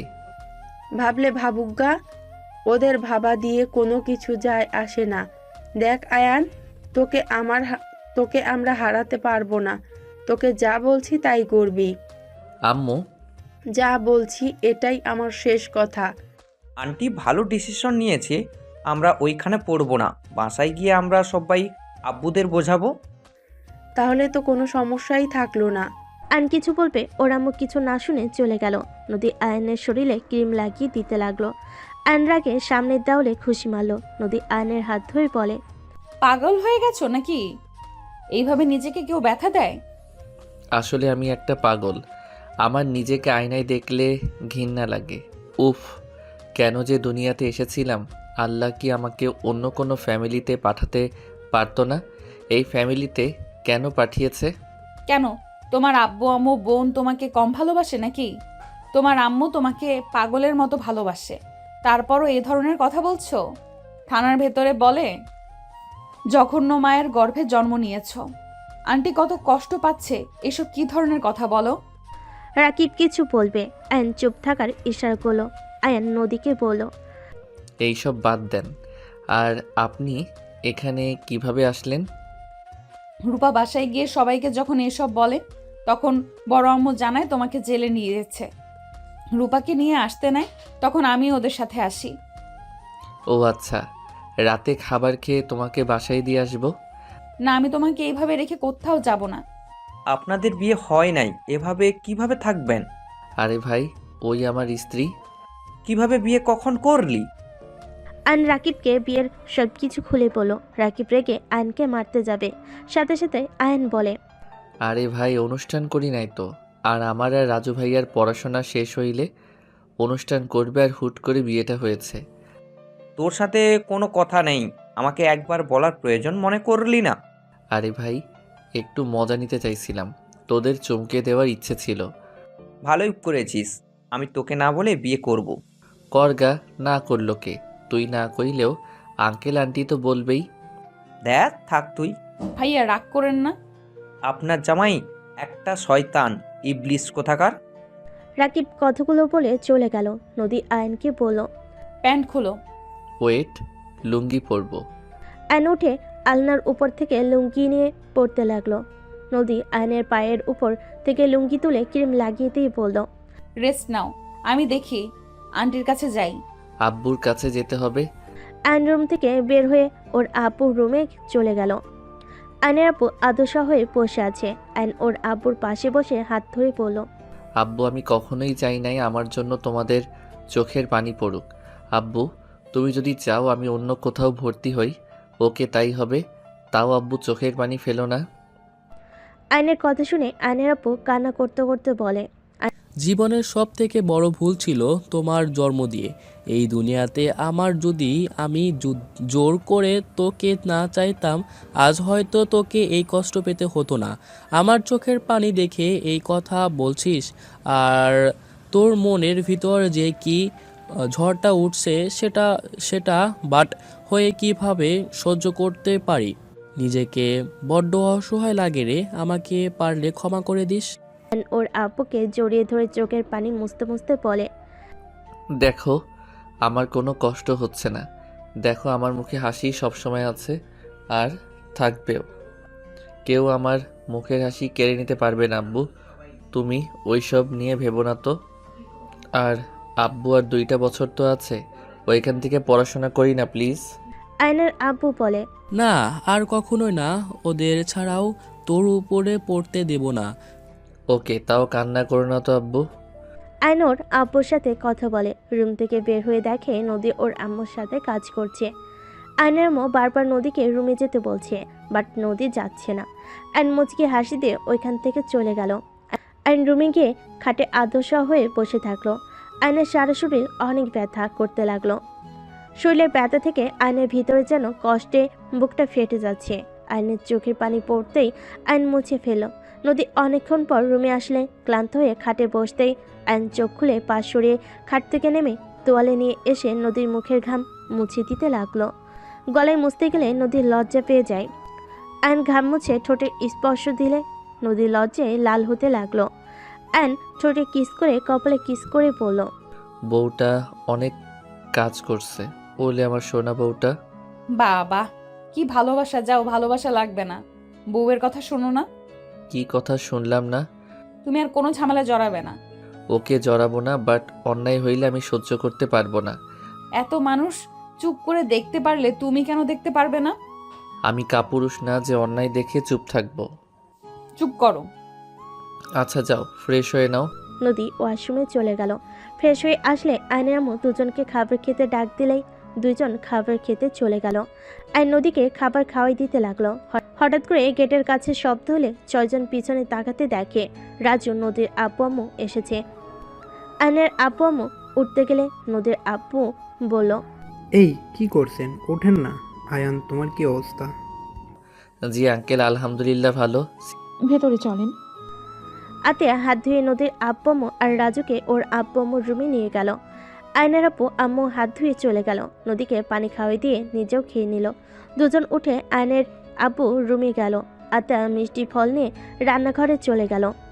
নদীর আব্বু আম্মু বলল, আয়ান, ভাবি, তার বাবার তরফ থেকে আমি তোমার কাছে ক্ষমা চাচ্ছি। ওনারা না বুঝে এমন করছে। সিসি আঙ্কেল, এইসব কি বলেন? আপনি কেন ক্ষমা চাচ্ছেন? আমি কারো উপরে রেগে নাই, আর প্লিজ আপনি ক্ষমা চাইবেন না। আব্বু এই নানুকে আমি বুঝি না, উনি এমন কেন? বাদ দাও, সে আমাদের গুরুজন, তার বিষয়ে কথা বলার দরকার নেই। আয়নের আব্বু আম্মু নদীর আব্বু আম্মুর সাথে কথা বলতে লাগলো। আর এইদিকে আতিয়া চা কফি বানিয়ে বিস্কিট ফল মিষ্টি চিপস নিয়ে ট্রেতে নিয়ে রুমে ঢুকলো।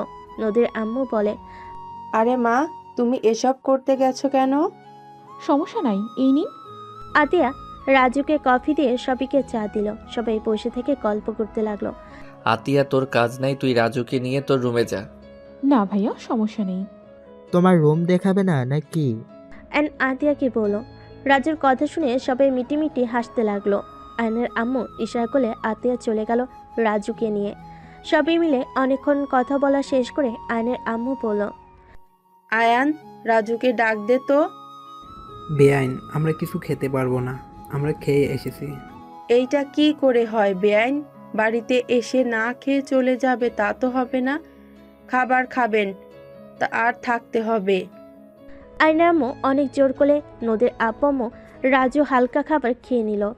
খাওয়া শেষ হলে সবার থেকে বিদায় নিয়ে চলে গেল। আইন রাজুকে দেখে বুঝতে পারলো রাজু যেতে চাচ্ছে না। আইন রাজুকে বলল, তুমি থেকে যাও। না মানে, আরে থাকো, সমস্যা নাই। রাজুর দিকে তাকাতেই নদীর আব্বু আম্মু অনুমতি দিল। নদীর আব্বু আম্মুকে বিদায় দিয়ে রাজু বলল, তোমাদের বাড়িটাই আমার অনেক ভালো লাগছে, অনেক সুন্দর। তাই নাকি? হ্যাঁ, এই ফুলের বাগান কে করছে? আমি আর ভাইয়া।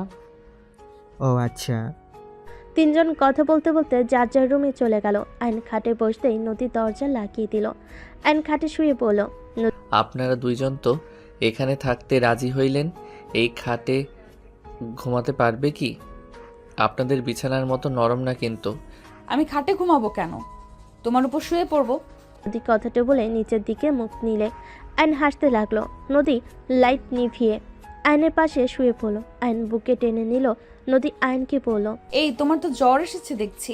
তেমন কিছু না, ঘুমাও, মাথায় হাত বুলিয়ে দেই। আইন নদীর মাথায় হাত বুলিয়ে দিতে লাগলো। নদী ঘুমিয়ে গেলে আইন খাট থেকে নেমে খাটের নিচ থেকে ছোট বাক্স থেকে রাহেলা বেগমের ছবি বের করে বাইরে চলে গেল। উঠানে দাঁড়িয়ে ছবিতে লাইটার দিয়ে আগুন ধরিয়ে দিল।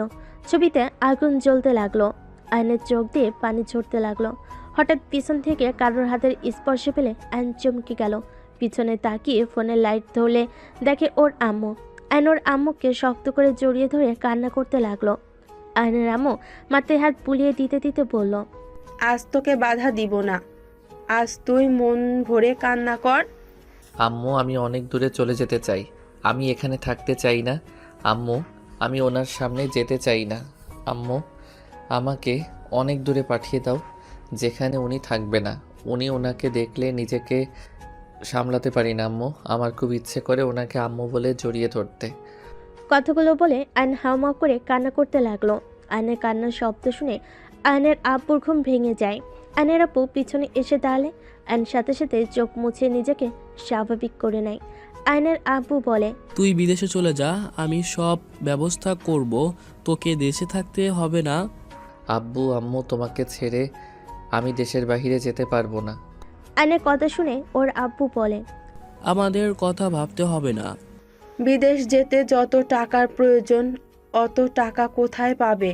আয়নের আম্মুর দিকে তাকিয়ে বলে, রাস্তার পাশে জমিটা বিক্রি করে দেব। কখনোই না, ওইটা দিয়ে আমাদের সংসারটা ভালোভাবে চলে, ওইটা কখনোই বিক্রি করতে আমি দিব না। আমি কোথাও যাব না, আর সিলেট তো পাঠাবে, ওইখানে যথেষ্ট। আর যাও ঘুমাও, আমার অনেক ঘুম পাচ্ছে।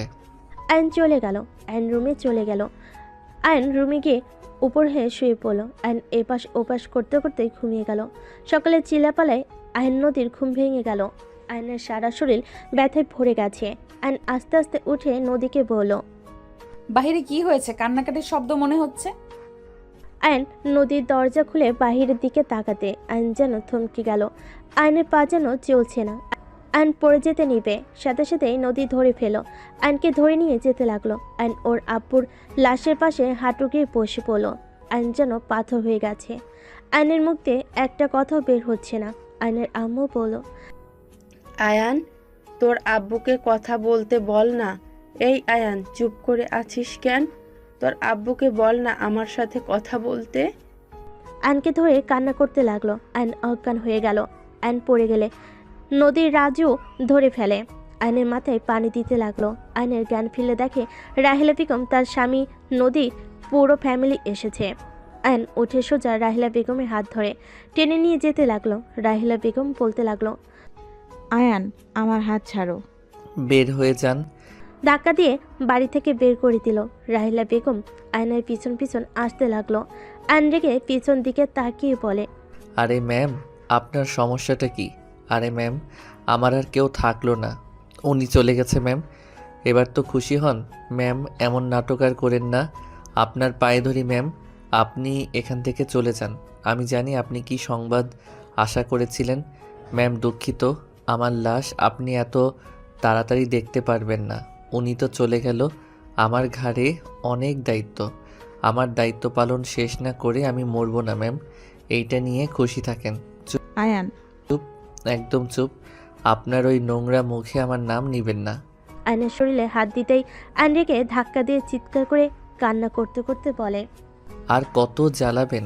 আমার কাছ থেকে তো আমার সব কিছু কেড়ে নিলেন, আমার আব্বুকেও আমার থেকে কেড়ে নিলেন। কেন এমন করেন? আমার আব্বুর কি ভুল ছিল? আপনাকে ভালোবাসা? আপনার মতো বড়লোক মেয়েকে ভালোবেসে ভুল করছিল। আমার আব্বুটা একটু শান্তিতে মরতে পারল না, আপনার দেওয়া কষ্টগুলো নিয়ে চলে গেল। আপনি আমাকে জেলে না দিলেও পারতেন। একবার শোনার দরকার ছিল আমি কেন এমন করছি। আপনি আপনার বাবা সবসময় বেশি বুঝেন, একটু কম বুঝলে কি হয়? আপনি কি ভাবতে পারছেন আব্বু কতটা কষ্ট নিয়ে স্ট্রোক করেছিল? আয়ন চিৎকার করে কান্না করতে লাগলো আর বলতে লাগলো, আপনার পায়ে ধরি আমাদের ক্ষমা করেন, আমরা একটু শান্তিতে বাঁচতে চাই। আমি আপনার পুরো ফ্যামিলি থেকে পায়ে ধরে ক্ষমা চাই। আমি আর কখনোই আপনাদের সাথে লাগবো না। আপনি প্লিজ আমাকে মুক্তি দেন, আমি আর নিতে পারছি না। আর কত কষ্ট সহ্য করব বলতে পারেন? ছোটবেলা থেকে তিলে তিলে কষ্ট সহ্য করতে করতে এত বড় হয়েছি, আর কত সহ্য করব আমি? বড্ড ক্লান্ত হয়ে গেছি, বিশ্বাস করেন আমি আর পারছি না। আয়ান রাহিলা বেগমের পা ধরে কান্না করতে লাগলো। রাহিলা বেগমের চোখে যেন পানি অঝরে ঝরে যাচ্ছে। আয়নের সৎ বাবা রাহিলা বেগমের হাত ধরে বলল, রাহেলা, এখন থেকে চলো, অনেক করেছো, আর না। রাহিলা বেগমের হাত ধরে নিয়ে যেতে লাগলো। রাহিলা বেগম পিছনে ঘুরে আয়নের দিকে তাকিয়ে পানি ফেলতে লাগলো। আয়নের বন্ধুরা আয়নকে ধরে অজু করতে নিয়ে গেল। আয়নের আব্বুর জানাজা পড়িয়ে কবর দিতে নিয়ে গেল। কবর দিয়ে সবাই চলে গেল। আয়ন ওর আব্বুর কবর জড়িয়ে ধরে বলল, আব্বু একা রেখে চলে গেলে। আব্বু তুমি এমন স্বার্থপর কেন? আব্বু আমি তোমাকে ছাড়া কিভাবে থাকবো? আব্বু আমার যে বড্ড কষ্ট হচ্ছে, নিঃশ্বাস নিতে কষ্ট হচ্ছে। ও আব্বু আমি কিভাবে তোমাকে ছাড়া থাকবো বলো না। আমার যে আর কেউ রইল না আব্বু, আমি যে এতিম হয়ে গেলাম আব্বু। আয়নের কথাগুলো শুনে রাকিব ওর বন্ধুরা নিজেদের কান্না আটকাতে পারল না। আয়নকে অনেক বুঝিয়ে বাসায় নিয়ে গেল। 3 দিন আয়ন রুমের দরজা বন্ধ করে পড়ে থাকলো। আয়নের আম্মু আয়নের দরজায় ধাক্কা দিয়ে বলে, আয়ান, এই আয়ান, বের হও না বাবা। তোর আব্বুর মতো তুইও আবার আমাদের ছেড়ে চলে যাস না। ভাইয়া বের হও না। এই ভাইয়া, তোমাকে এভাবে দেখতে আমার অনেক কষ্ট হচ্ছে ভাইয়া। রাজু, নদী, রাকিব সবাই ডাকতে লাগলো। আয়নের ভিতর থেকে কোনো সারা শব্দ না পেয়ে রাকিব রাজু বলে, আগামীকাল তাও কথা বলল, আজ তো কোনো সারা শব্দ দেখছি। আন্টি দরজা ভেঙে ফেললাম। রাকিব রাজু দরজার শেকল ভেঙে ভিতরে ঢুকতে দেখে আয়ন নিচেতে পড়ে আছে, মাথা দিয়ে রক্ত ঝরছে। নদী আয়নের আম্মু দৌড়ে গিয়ে আয়নকে ধরে কান্না করতে লাগলো। আতিয়া কান্না করতে করতে বলল, ভাইয়া, এই ভাইয়া চোখ করো না। হসপিটালে নিয়ে যাওয়া লাগবে, ছড়ো। রাজু আয়নকে কোলে তুলে নিল। রাকিবের বাইকে বসিয়ে যেতে লাগলো। হসপিটালে গেলে ডাক্তার দেখাতে লাগলো। ডাক্তার বলে, ওনার শরীর অনেক দুর্বল আর শরীরে অনেক জ্বর, পড়ে গিয়ে মাথা একটু কেটে গেছে। আমি স্যালাইন দিয়েছি আর ঘুমের ইঞ্জেকশন দিয়েছি। ওনার ঘুমের দরকার আছে। ডাক্তার কিছু মেডিসিন লিখে দিল। রাজু মেডিসিন কিনতে চলে গেলে রাকিবের সাথে। নদী আয়নের আম্মু আতিয়া আয়নের পাশে বসে থাকলো। ওইদিকে রাজুকে ওর আব্বু কল দিলে রাজু বলল, আব্বু আমি আয়ানের জন্য মেডিসিন কিনতে যাচ্ছি, পরে কথা বলবো। আয়ানের কি হয়েছে? ও কি রুম থেকে বের হয়েছে? আয়ান অজ্ঞান হয়ে পড়ে গেছিল, হয়তো চেয়ারে কানের সাথে লেগে মাথায় একটু কেটে গেছে। আর না খেয়ে থাকায় শরীর অনেক দুর্বল আর অনেক জ্বর। বলিস কি? কোন হসপিটালে আছে? রাজু নাম বলে কল কেটে দিল। নদীর আব্বুর কথা শুনে রাহেলা বেগম বলল, আয়নের কি হয়েছে? রাহেলা বেগমের কথা শুনে নদীর আব্বু সব খুলে বলে। রাহেলা বেগমের যাওয়ার জন্য পাগলামি করতে থাকে। আয়নের সৎ আব্বু বলে, রাহেলা পাগলামি করবে না। আয়ান তোমাকে সহ্য করতে পারছে না, বোঝার চেষ্টা করো। ওই তোমাকে দেখলে আরও অসুস্থ হয়ে পড়বে, উত্তেজিত হয়ে যাবে, বোঝার চেষ্টা করো। আমি কি করলে ওই আমাকে ক্ষমা করে দিবে? আম্মু সত্যি করে একটাই কথা বলবেন, আয়নের সাথে কি আপনার কোনো সম্পর্ক আছে? আমার কেন জানি মনে হয় আয়নের সাথে সত্যতার সম্পর্ক না, অন্য কোনো সম্পর্ক আছে। আসলে ভাবি, আপনাদের মাঝে কোনো সম্পর্ক আছে।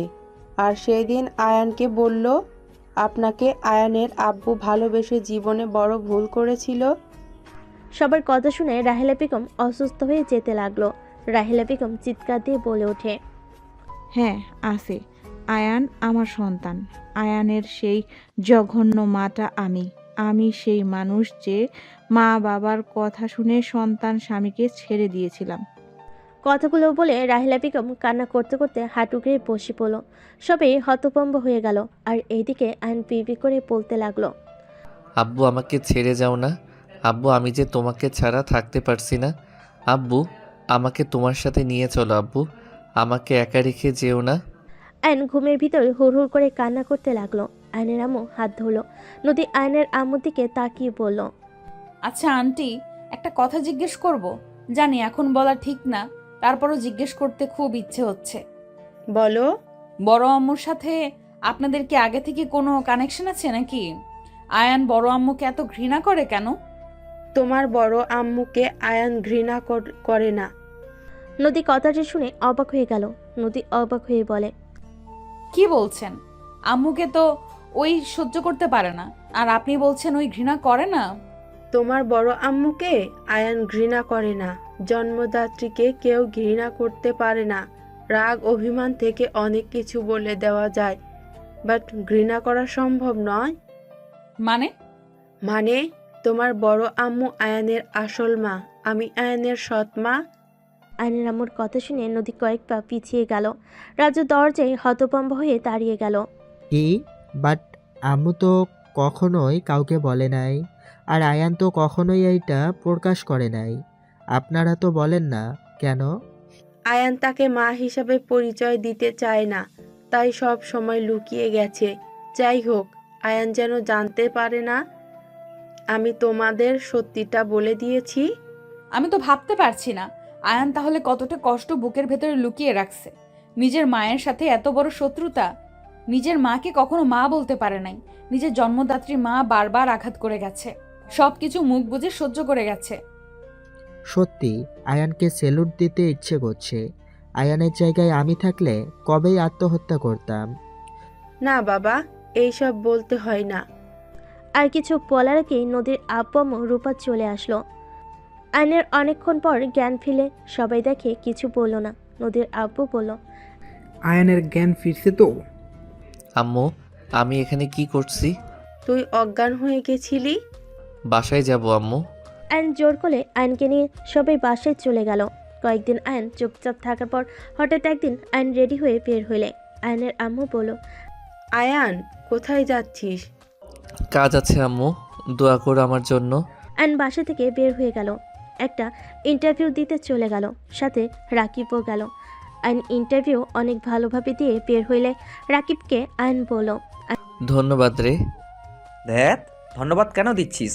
বন্ধু হয়ে যদি সহ্য না করতে পারি তাহলে কেমন বন্ধু হইলাম? আর শোন, চিন্তা করতে হবে না, আঙ্কেল তোকে অনেক পছন্দ হয়েছে, তোকে আগামীকাল থেকে জয়েন হতে বলেছে, তোকে মেসেজ দিয়ে দিবি। আয়ন রাকিবকে জড়িয়ে ধরল। রাকিব আয়নের পিঠে হাত বুলিয়ে দিয়ে বলে, আরে ছাড়, যা বাসায় গিয়ে আন্টিকে খবরটা দেই।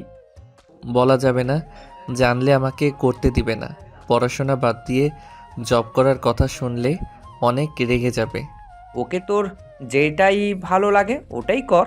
আয়ন বাসায় চলে গেল রাকিবের থেকে বিদায় নিয়ে। 1 বছর পর আয়ন ঘুমিয়ে আছে। ফোনের শব্দে ঘুম ভেঙে গেল। আয়ন ঘুম ঘুমু চোখে রিসিভ করতে নদী বলল, গুড মর্নিং জান। Good morning to. জান, একটা গুড নিউজ আছে। মুখ তুলো না। তাই নাকি? কি গুড নিউজ? আয়ন নদীর দিকে তাকাতেই দেখে নদীর প্রেগনেন্সি কিট দেখালে আয়নের চোখ কপালে উঠে গেল। আয়ন খুশিতে যেন কথা বলার ভাষা হারিয়ে ফেলেছে। আয়ন খুশিতে কান্না করে দিল। নদী আয়নকে বলল, আরে আরে, কান্না করো কেন? আই লাভ ইউ আল্লাহকে প্রথমে, তারপর তোমাকে I love you so much. কত স্বার্থপর। বাবুর কথা শুনে আজ প্রথম আই লাভ ইউ বললো। কত খারাপ। নদীর কথা শুনে হেসে ফেলল। নদী, বাসায় চলে আসো না, তোমাকে জড়িয়ে ধরতে ইচ্ছে করছে অনেক। কারো জড়িয়ে ধরার ইচ্ছে করলে বাসায় আসুক, আমি যেতে পারবো না। নদী, জানো আমি যাই না। আমি কিছু জানি না। বাচ্চার জন্য কি আসতে পারবে না নাকি? আচ্ছা থাকো, আম্মুকে বলি। ওকে। আয়ন খাট থেকে উঠে রান্নাঘরে গিয়ে বলল, আম্মু, একটা গুড নিউজ আছে। কি গুড নিউজ? মানে আম্মু, তুমি দাদিমা হতে যাচ্ছ আর আতিয়া ফুপি হতে যাচ্ছে। আয়ন কথাটা বলে লজ্জা পেল। আয়নের আম্মু আতিয়া হা হয়ে গেল। খুশিতে আতিয়া বলে ওঠে, কি আমি ফুপি হব? ভাবি, love you love you love you. সব স্বার্থপর। বাবুর কথা শুনে এত আদর। যাও, তোমার সাথে আরি। সত্যি আমি দাদি হতে যাচ্ছি? নদী লজ্জায় প্রেগনেন্সির কিট দেখালে আয়নের আম্মু খুশিতে চোখের পানি চলে আসলো। আয়নের আম্মু দুজনকে দোয়া করে দিতে লাগলো। আয়ন রান্নাঘর থেকে বের হয়ে রুমে গিয়ে নদীকে ফ্ল্যাং কিস করতে লাগলো। আয়নের পাগলামি দেখে নদী খুব এনজয় করতে লাগলো। নদী আয়নকে বলল, এই যে শুনছো, আমি শুনেছি এই সময় নাকি স্বামীকে স্ত্রী পাশে থাকতে হয়। নিয়ে চলে আসবো তোমাকে। না, তুমি চলে আসো। এখানে হসপিটালে অনেক কাছে, অত দূরে যেতে চাই না। তুমি আসো তো। ওইখানে গেলে আমার মাথা গরম হয়ে যাবে। তুমি আম্মুর দিকে তাকাবে না তাহলে তো হয়। প্লিজ আসো না, বাবুর জন্য হইলেও আসো না। এখানে আম্মু আতিয়াকে একা রেখে যাওয়া যাবে না। ওদের নিয়ে আসো চলে। আর আতিয়া তো আমার ভাইয়ের বউ। ওর পরীক্ষা চলছে, এখন কিভাবে যাবে? ও, তাহলে তুমি আসবে না? ফোনে তো কথা বলছি। আচ্ছা, আজকে বের হয়েও তোমাকে নিয়ে ঘুরতে যাব। লেকের পাড়ে। ওকে, এখন ওঠো, ফ্রেশ হয়ে নাও। আচ্ছা, তুমি সকালে নাস্তা করছো? হ্যাঁ, চা খাইছি। ওকে। আয়ন ফ্লাইং কিস দিয়ে কল কেটে দিল। আয়ন খাট থেকে নেমে ওয়াশরুমে গিয়ে ফ্রেশ হয়ে নিল।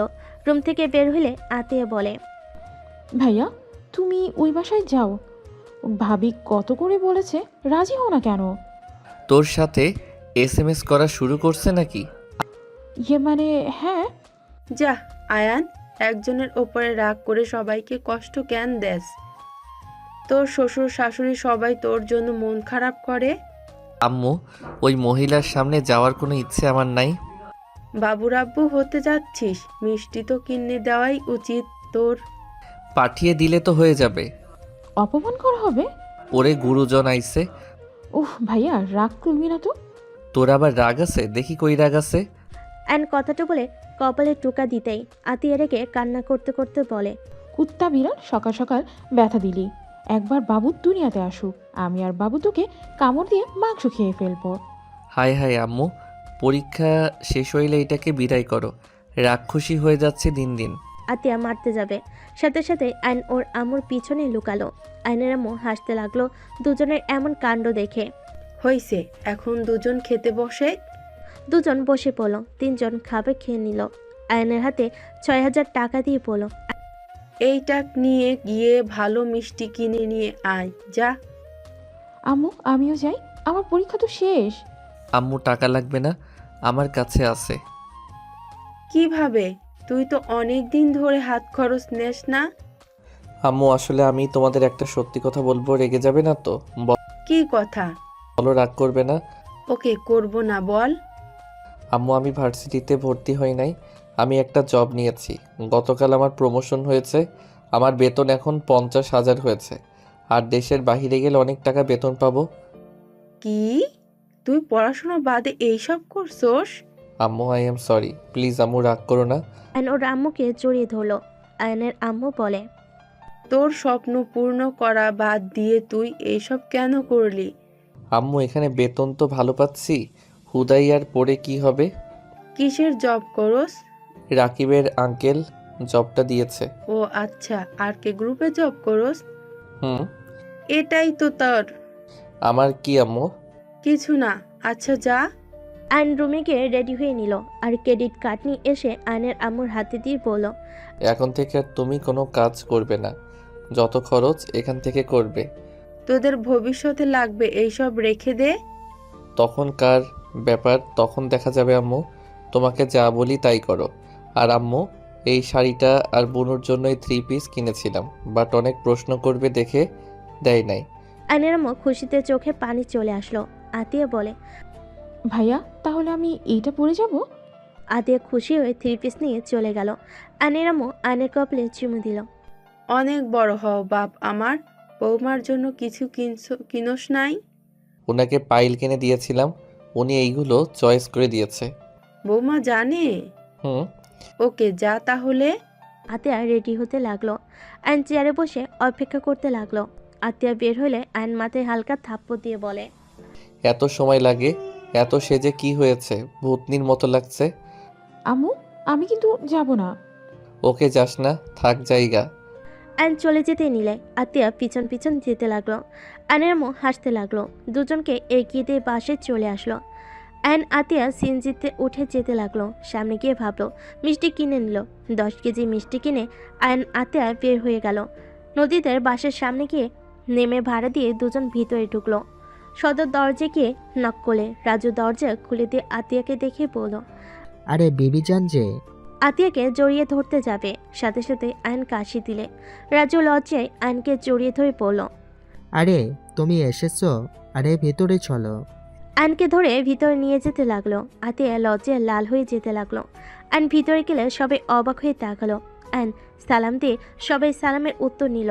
রাহলা বেগম আয়নকে কিছু বলতে কেউ বলতে পারল না। আয়ন কাজের লোকের হাতে মিষ্টিগুলো দিয়ে বলল, আপনারা সবাই কেমন আছেন?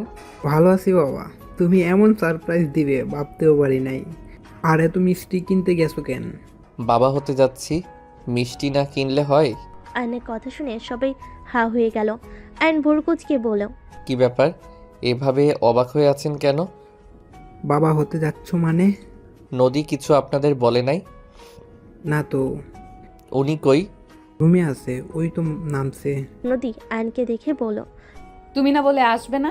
সারপ্রাইজ দিলাম, বাট এখানে এসে নিজেই সারপ্রাইজ হয়ে গেলাম। যেমন? তুমি কাউকে বলো নাই? না মানে তোমাকে প্রথম জানিয়েছি, বাট বলতে শরম করছিল। কি আমি দাদিমা হতে যাচ্ছি? নদীর কথা শুনে রাহেলা বেগম বলে। খুশিতে চোখে পানি চলে আসলো। নদীকে ধরতে গেলে আয়ন নদীকে ধরে বলল, ধুর, তুমি সবাইকে বলবে না? আমি তো নিজেই শরম পেয়ে গেলাম। সরো। এই ওয়েট, আতিয়া তোমার শরীরে এই 3 পিস, তার মানে? আম্মুকে সব বলে দিয়েছি।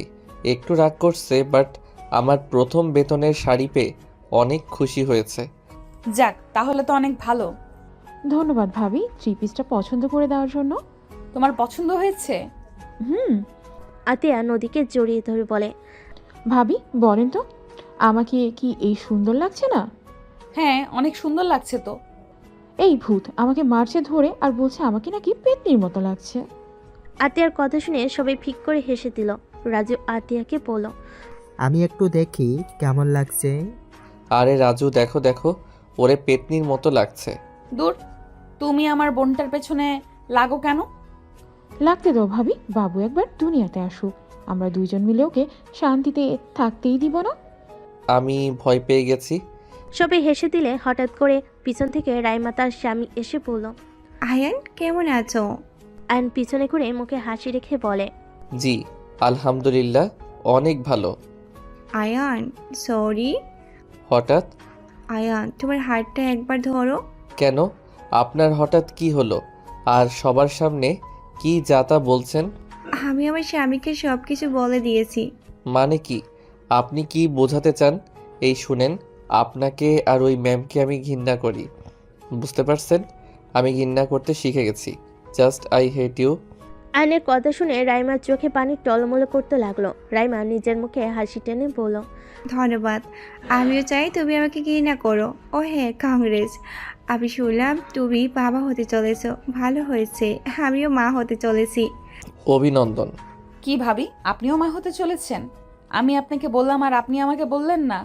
আরে সারপ্রাইজ দিতে চেয়েছিলাম, বাট তোমারটা শুনে আমি নিজেই অনেকটাই খুশি হয়েছি। নদী, আমাদের ছেলে মেয়ে হইলে আমরা বিয়াই হব, কি বলো?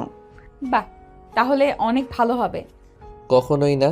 এর সাথে কি আমার হবু সন্তানকে ঘৃণা করে নাকি? না, আপনার সন্তান তো ভাইয়ার রক্ত। আমি কেন বাবুকে ঘৃণা করব? আমি চাই না আপনি আমার সন্তানের শাশুড়ি হন। আপনি যেমন আপনার সৎ শাশুড়ি তেমন। আপনাদের দুইজনের ভিতরে কোনো পার্থক্য নাই। আমি শুধু ভাইয়া আর ছোট আব্বুর কথা ভাবি। আয়ান আমাকে কি বললে? কেন ছোট আব্বু বললাম? আয়নের সদাব্বর চোখে পানি চলে আসলো খুশিতে। আয়নের কাছে এসে জড়িয়ে ধরে কপালে চুমু দিয়ে বলে, আমাকে যদি আব্বু ভাবো তাহলে আমার সাথে কথা কেন বলো না? আমি তো ভেবেছিলাম তুমি আমাকে ঘৃণা করো। না, আপনি অনেক ভালো। আমি অন্য ছেলে জেনেও আমাকে আপনি সব সময় প্রোটেকশন দিতেন। আমি এইসব জানি শুধুমাত্র ওই মহিলার জন্য আপনার সাথে আমি কথা বলি নাই। আয়ান, তোমার আম্মু তোমাকে অনেক ভালোবাসে। হ্যাঁ, আমার আম্মু আমাকে ভালোবাসে তো। ওই তো আমার আম্মু কল দিয়েছে। আয়ন কল রিসিভ করে কথা বলতে লাগলো। আম্মু, দুইজন পৌঁছে গেছি। তুমি ভেবো না তো? তুই রেগে যাস নাই তো? একদম না। এখানে সবাই আছে, জিজ্ঞেস করতে পারো। আমি একদম কারোর সাথে ঝগড়াও করি নাই। শান্ত ছেলে হয়ে আছি। গুড। আচ্ছা রাখছি, বড় আপার বাসায় যাব। আচ্ছা যাও। আয়ন কল কেটে দিল। রাহিলা বেগম কিছু না বলে নিচের দিকে তাকিয়ে থাকে। নদীর আম্মু বলে, অনেক কথা হয়েছে। নদী, আয়নকে নিয়ে রুমে যা। আর আতিয়া, তুমি তোমার রুমে যাও। নদীর সাথে আয়ন রুমে যেতে লাগলো। রাইমা আয়নের চলে যাওয়ার দিকে তাকিয়ে থাকলো। রাহিলা বেগম বলে উঠল, আয়ানের সাথে তোমার কি সম্পর্ক? কিছু না আম্মু। কি লুকাচ্ছ? আয়ান তোমাকে কেন ঘৃণা করে? আপনি যেমন আয়ানের প্রিয় ছিলেন, তেমন আমিও ছিলাম কোনো এক সম্পর্কে। আপনি যেমন কাজ করছেন, আমিও তার সাথেই নাটক করে গেছি, তার সাথে গেম খেলেছি। রাইমা কথাগুলো বলে চোখের পানি মুছতে মুছতে চলে গেল। আয়ন নদীর রুমে ঢুকতেই আয়নকে নদী বলল, রাইমা ভাবি তোমার এক্স গার্লফ্রেন্ড, তাই না? নদীর কথা শুনে অবাক হয়ে গেল আয়ন। নদীর দিকে তাকাতেই নদী বলল, তোমার রুম পরিষ্কার করতে গিয়ে ডায়েরি থেকে ভাবির ছবি পেয়েছিলাম। যখন ডায়েরি পড়ি তখন সব জানতে পারি। আমি এটাও জানি তুমি বড় আম্মুকে অনেক ভালোবাসো। আমি এখন 4 জনকে ভালোবাসি। 1 আম্মু, 2 তুমি, আমার বোন, আর যে পৃথিবীতে আসতে যাচ্ছে তাকে। এই 4 জন আমার সব, আর কেউ না। এটাও জানি তুমি আমাকে এখন অনেক ভালোবাসো। প্রথমে লোক দেখানো ভালোবাসা দেখাতে। নদীর কথা শুনে আয়ন চুপ করে থাকলো। নদী আয়নের পাশে বসে বলল, আমি অতীত নিয়ে কোনো কথা তুলতে চাই না, বাট তুমি আমার থেকে না লুকালেও পারতে। আমি কারো পরিচয় দিতে চাই নাই, আর তুমি আমার ভবিষ্যৎ। আমি অতীতের কিছু মনে করতে চাই না। যাই হোক, যাও ফ্রেশ হয়ে নাও। আয়ন ওয়াশরুমে চলে গেল। ফ্রেশ হয়ে বের হইলে নদীর আম্মু খাবার দিয়ে চলে গেল। নদী আয়নকে বলল, খেয়ে নাও। ক্ষুধা নাই। খেয়ে নিতে বলছি, খেয়ে নাও।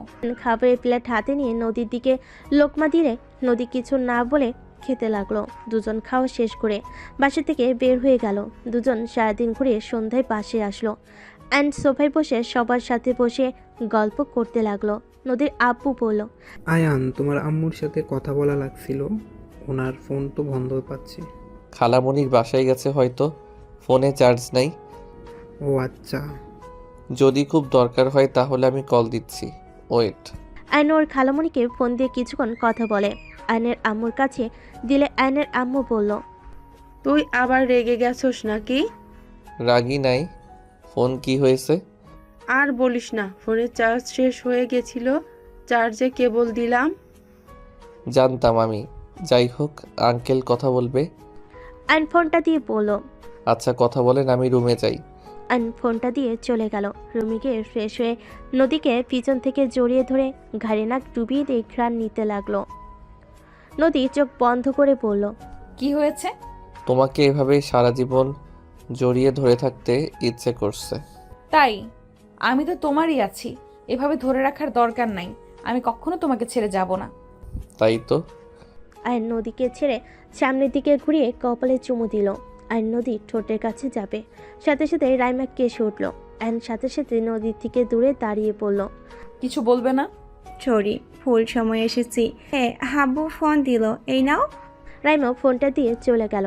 আয়ন ফোন হাতে নিয়ে খাটের উপরে বসে বলল, আচ্ছা শোনো, বাসায় চলে যাব, সকালে ডিউটি আছে।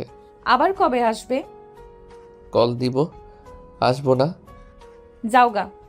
আয়ন নদীকে পিছন থেকে জড়িয়ে ধরে বলে। রাগ করো না জান, আসার চেষ্টা করব তো। নদীর কপালে চুমু দিয়ে বের হয়ে গেল। আতিয়াকে কল দিলে আতিয়া নিচে আসলো।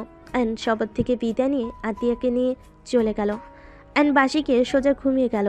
সকালে ঘুম থেকে উঠে রেডি হয়ে বের হইলে আয়নের আম্মু বলল, আয়ান, অফিস 2 দিনের জন্য ছুটি নিস তো। কেন? তোদের অনুষ্ঠান করা হবে। ও হ্যাঁ, 3 দিন পর হোটেলে যেতে হবে, হোটেলে অনুষ্ঠান হবে। ও আচ্ছা। আয়ন কথাটা বলে চলে গেল। আয়ন অফিস করে সন্ধ্যায় বাসে এসে নদীকে কল দিয়ে কথা বলতে লাগলো। 3 দিন পর সকালে উঠে সবাই হোটেলে চলে গেল। আয়ন রাজু বসে যে চলে গেল।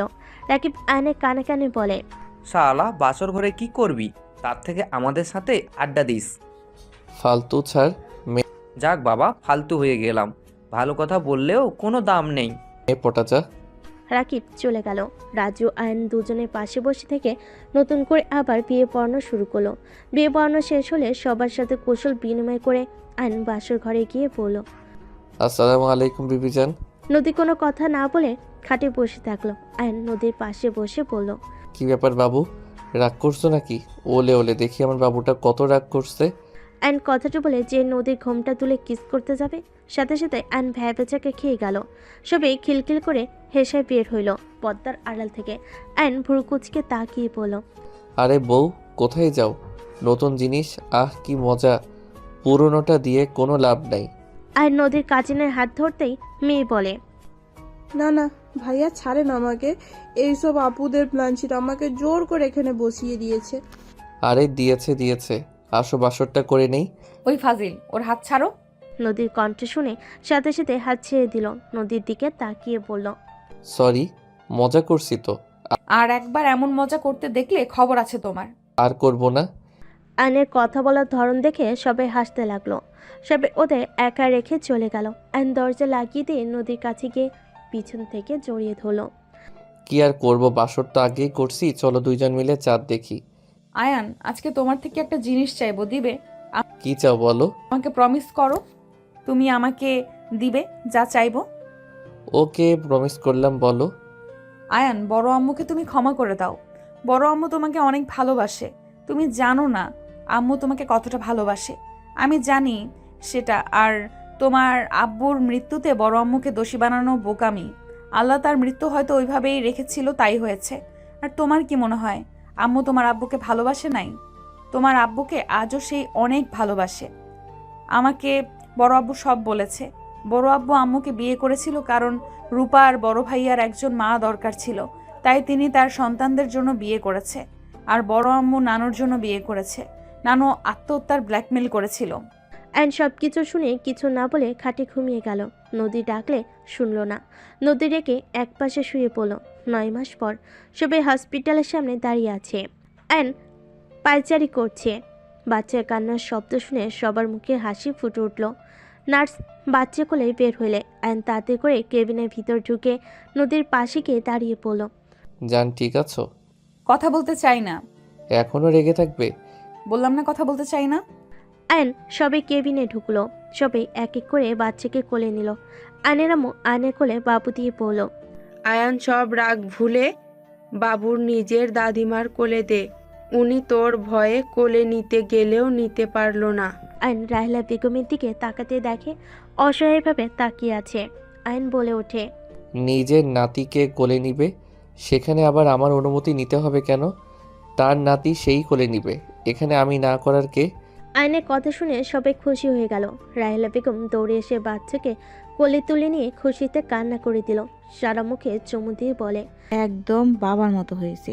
আয়ান দেখ, তোর আব্বুর মতো চোখগুলো হয়েছে। আয়ন তাকিয়ে দেখে সত্যি ওর আব্বুর মতো চোখগুলো। আয়ন বলে ওঠে, আমার আব্বু তো হয়, আব্বুর মতো হবে না তো কার মতো হবে? রাহেলা বেগম বাচ্চাটার সাথে কথা বলতে লাগলো। রাহেলা বেগমকে এভাবে খুশি দেখে আয়নের নানু এসে বাবুকে কোলে তুলে নিল। আয়নের সামনে এসে ক্ষমা চেলে। আয়ন বলে, আমি আপনার উপরে রেগে নাই, আপনি প্লিজ ক্ষমা চাইবেন না। আয়ন নদীর পাশে বসলে সবাই কেবিন থেকে বের হয়ে গেল। বাচ্চাটা নদীর কোলে দিয়ে চলে গেল। রাইমা বাচ্চা কোলে নিয়ে ভিতরে ঢুকতেই আয়ন বলে, তুমি আমার বেআইন হইতে পারবা না, তোমারও ছেলে আমারও ছেলে। সমস্যা নাই, আরও ছেলে মেয়ে তো হবে, তখন একটার সাথে বিয়ে দিলেই হয়ে যাবে। রাইমার কথা শুনে তিনজন হেসে ফেল। আয়ন রাইমার ছেলেকে কোলে নিয়ে আদর করতে লাগলো। রাইসা আয়নের ছেলেকে কোলে নিয়ে বলে, বাবার মতো তো হচ্ছে দেখছি, হাত পা সব, বাট বাপের মতো মোটেও হয়নি, খালি রেগে যায়। ওই আমি রেগে যাই নাকি? তুমি বাবা কখনোই মায়ের মতো হবে না, বুঝলে? তোমার আম্মু একটা শাকচুন্নি। আয়ন কথাটা বলে জিভ্ভায় কামড় দিলে রাইমা রেগে গেলে আবার শান্ত হয়ে বলে, কিছু কইলে না? রাইমা ভেঙচি দিয়ে চলে গেল। আয়নের কোল থেকে রাইমার ছেলেকে ও কোলে নিয়ে চলে গেল। আয়ন নদীর পাশে বসে পড়ল। এখনো রেগে থাকবে? নদী কিছু না বলে সোজা আয়নের মাথার পিছনে ধরে ঠোঁট বসিয়ে দিল। আয়ন মুচকি হেসে দিল।